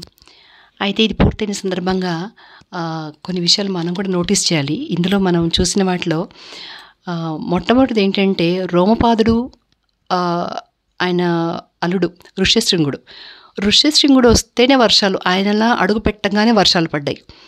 యజ్ఞయాగాలు చేయించడానికి ఋష్యశృంగుడు మాత్రమే సరైన వ్యక్తి అని నిర్ధారించారు. ధర్మాత్ముడు మహర్షి అన్నారు. ఎందుకు అంటే ఇక్కడ ఇది నేను చేస్తున్న పర్పసే చదవడానికి వీలు కాని వాళ్ళ కోసం, ముఖ్యంగా యూత్ కోసం అని చెప్పాను కదా. ఇక్కడ ఋష్యశృంగుడి క్యారెక్టర్ మీరు గమనించండి. ఆయనకి అసలు లోకంలో వేరే మనుషులు ఉంటారని తెలీదు. పరస్త్రీ స్పర్శ తెలీదు. అందుకని ఏంటంటే ఆ క్యారెక్టర్కున్న గొప్పతనం, అలాంటి వ్యక్తి అక్కడ అడుగు పెడితేనే వర్షాలు పడతాయి. అంటే ధర్మం తప్పనివాడు, character is very very important అని మనకి ఇక్కడ తెలుస్తుంది. ఇంకొకటి ఏంటంటే ఇక్కడ వర్ణాలు అన్నారు, కులాలు చెప్పట్లేదు. 4 వర్ణాలు, చాతుర్వర్ణాలు అన్నారు. అట్లాగే ఏ కులం వాళ్ళు వచ్చినా కానీ భోజనం అందరికీ సమానంగానే వడ్డిస్తున్నారు, అందరినీ తృప్తిపరచాలి, సేవకులని కూడా అని దశరథుడిచ్చే ఆతిథ్యంలో తెలుస్తుంది మనకి. సో కులాలని, పాతకాలంలో కులాలు ఉన్నాయి అది ఇదని, ఆ తక్కువ కులం ఎక్కువ కులం అని మనకు రామాయణం చెప్పలేదు. అందరూ కుల వృత్తుల్ని బట్టి నిర్ణయించారు ఇక్కడ వర్ణాలు, వర్ణాశ్రమం. సో వాళ్ళు వాళ్ళ వృత్తులను బట్టి వాళ్ళకి వర్ణాలుగా నిర్ణయించారు కానీ కులాలుగా చెప్పలేదు. ఆ 4 వర్ణాల వారు ఎవరి పని వాళ్ళు చేసుకుంటున్నారు, సమాజానికి ఒక్కొక్కరు ఒక్కొక్క విధంగా ఉపయోగపడుతున్నారు, ప్రతి వాళ్ళకు ఒక ఉపయోగం ఉంది. వీళ్ళు ఎక్కువ వాళ్ళు తక్కువ అని ఏమీ లేదు. ఒక అన్నని తమ్ముడు సేవించుకుంటాడు, అప్పుడు తమ్ముడు తక్కువ బానిస అనలేదు కదా. అలా అయితే వచ్చిన వాళ్ళందరికీ భోజనాలు ఎలాంటి వాళ్ళకి ఎట్లా పెడుతున్నారు భోజనాలు అంటే, ఆఖరికి స్త్రీలు, రోగిష్టి వాళ్ళు కూడా బాగా తినగలిగేంతగా వాళ్ళకి అందరికీ ఏ ఏ రకమైన వాళ్ళకి ఆ రకమైన భోజనం తృప్తిగా పెడుతున్నారు వాళ్ళు అని చెప్తున్నారు. ఇంకా ప్రతి వాళ్ళని పట్టించుకోండి, వచ్చిన వాళ్ళందరికీ వసతులు ఏర్పాటు చేయండి అని దశరథుడు ప్రత్యేకంగా చెప్పడం. ఇట్లా మనం ఈ ఫస్ట్ది మనం మననం చేసుకుంటూ పోయినామనుకోండి, ఎన్నో నేర్చుకోవచ్చు మనం. ఇవాళ మనకు అవసరం. ముఖ్యంగా ఇందులో మంత్రి మండలి ఒకటి ఉంది. వాళ్ళ గురించి ఏం చెప్పారు, వాళ్ళు తన సొంత కొడుకైనా కానీ వాళ్ళు కఠినంగా శిక్షిస్తారట తప్పు చేశారు అని తెలిసినప్పుడు. అట్లాగే బ్రాహ్మణుడైనా సరే విడిచిపెట్టారట. వాళ్ళు తప్పు చేస్తే అయ్యో బ్రాహ్మణుడు కదా, వాళ్ళు మనకి ఎన్నో సంస్కారాలు నేర్పిస్తున్నారు, వేదాలు చదివిన వాళ్ళు అని కూడా ఏమీ లేదుట. తప్పు చేస్తే బ్రాహ్మణుని కూడా వదిలిపెట్టారు, క్షత్రియుని కూడా వదిలిపెట్టారు అని చెప్తున్నారు. అయ్యో రాజుగారు క్షత్రియుడు కదా, కులం ఆయనదిను మన వాళ్ళది ఒకటే కదా అనేవి ఏమీ లేవు రామాయణంలో. ఇదే మనం నేర్చుకోవాల్సింది, కులాలకు అతీతంగా ధర్మానికి అనుగుణంగా. అందుకే మంత్రుల ధర్మం ఏంటంటే ఎవరు తప్పు చేస్తే వాళ్ళని శిక్షించాలి. ఆ శిక్ష కూడా ఇంకొక మాట చెప్పారు ఇక్కడ, మీరు అబ్జర్వ్ చేసి తెలుస్తుంది, పగబట్టి శిక్షించరుట. ఎందుకంటే మనం ఏం చేస్తామంటే ఇప్పుడు ఇవాళ ప్రస్తుతం రాజకీయాల్లో కొన్ని చోట్ల మనకి ఏం కనిపిస్తుందంటే, ఆ పగ తీర్చుకోవడానికి వాళ్ళు ఎంతకైనా కానీ ఏ ఎలిగేషన్స్ అయినా పెట్టడానికి రెడీగా ఉన్నారు. ఈ రామాయణంలో అది నేర్పలేదు మనకి. తప్పు చేసిన వాడికి ఎంత వేయాలో శిక్ష అంత మాత్రమే వేస్తారు, ఇంపార్షియల్ అది. సో ఇప్పుడు ఈ విన్నవాళ్ళు కనుక ఈ వీడియో నచ్చితే జాగ్రత్తగా మళ్ళీ ఇంకొకసారి వినండి. ఎందుకంటే ప్రతి సెంటెన్స్ ఇప్పుడు నేను చెప్పిన దాన్ని బట్టి మీరు అబ్జర్వ్ చేస్తే రామాయణం ఎంత ధర్మబద్ధంగా నడిచింది. అందుకే రామాయణం అన్నారు దాన్ని. మనం ప్రతి విషయంలో నేర్చుకోవాలి.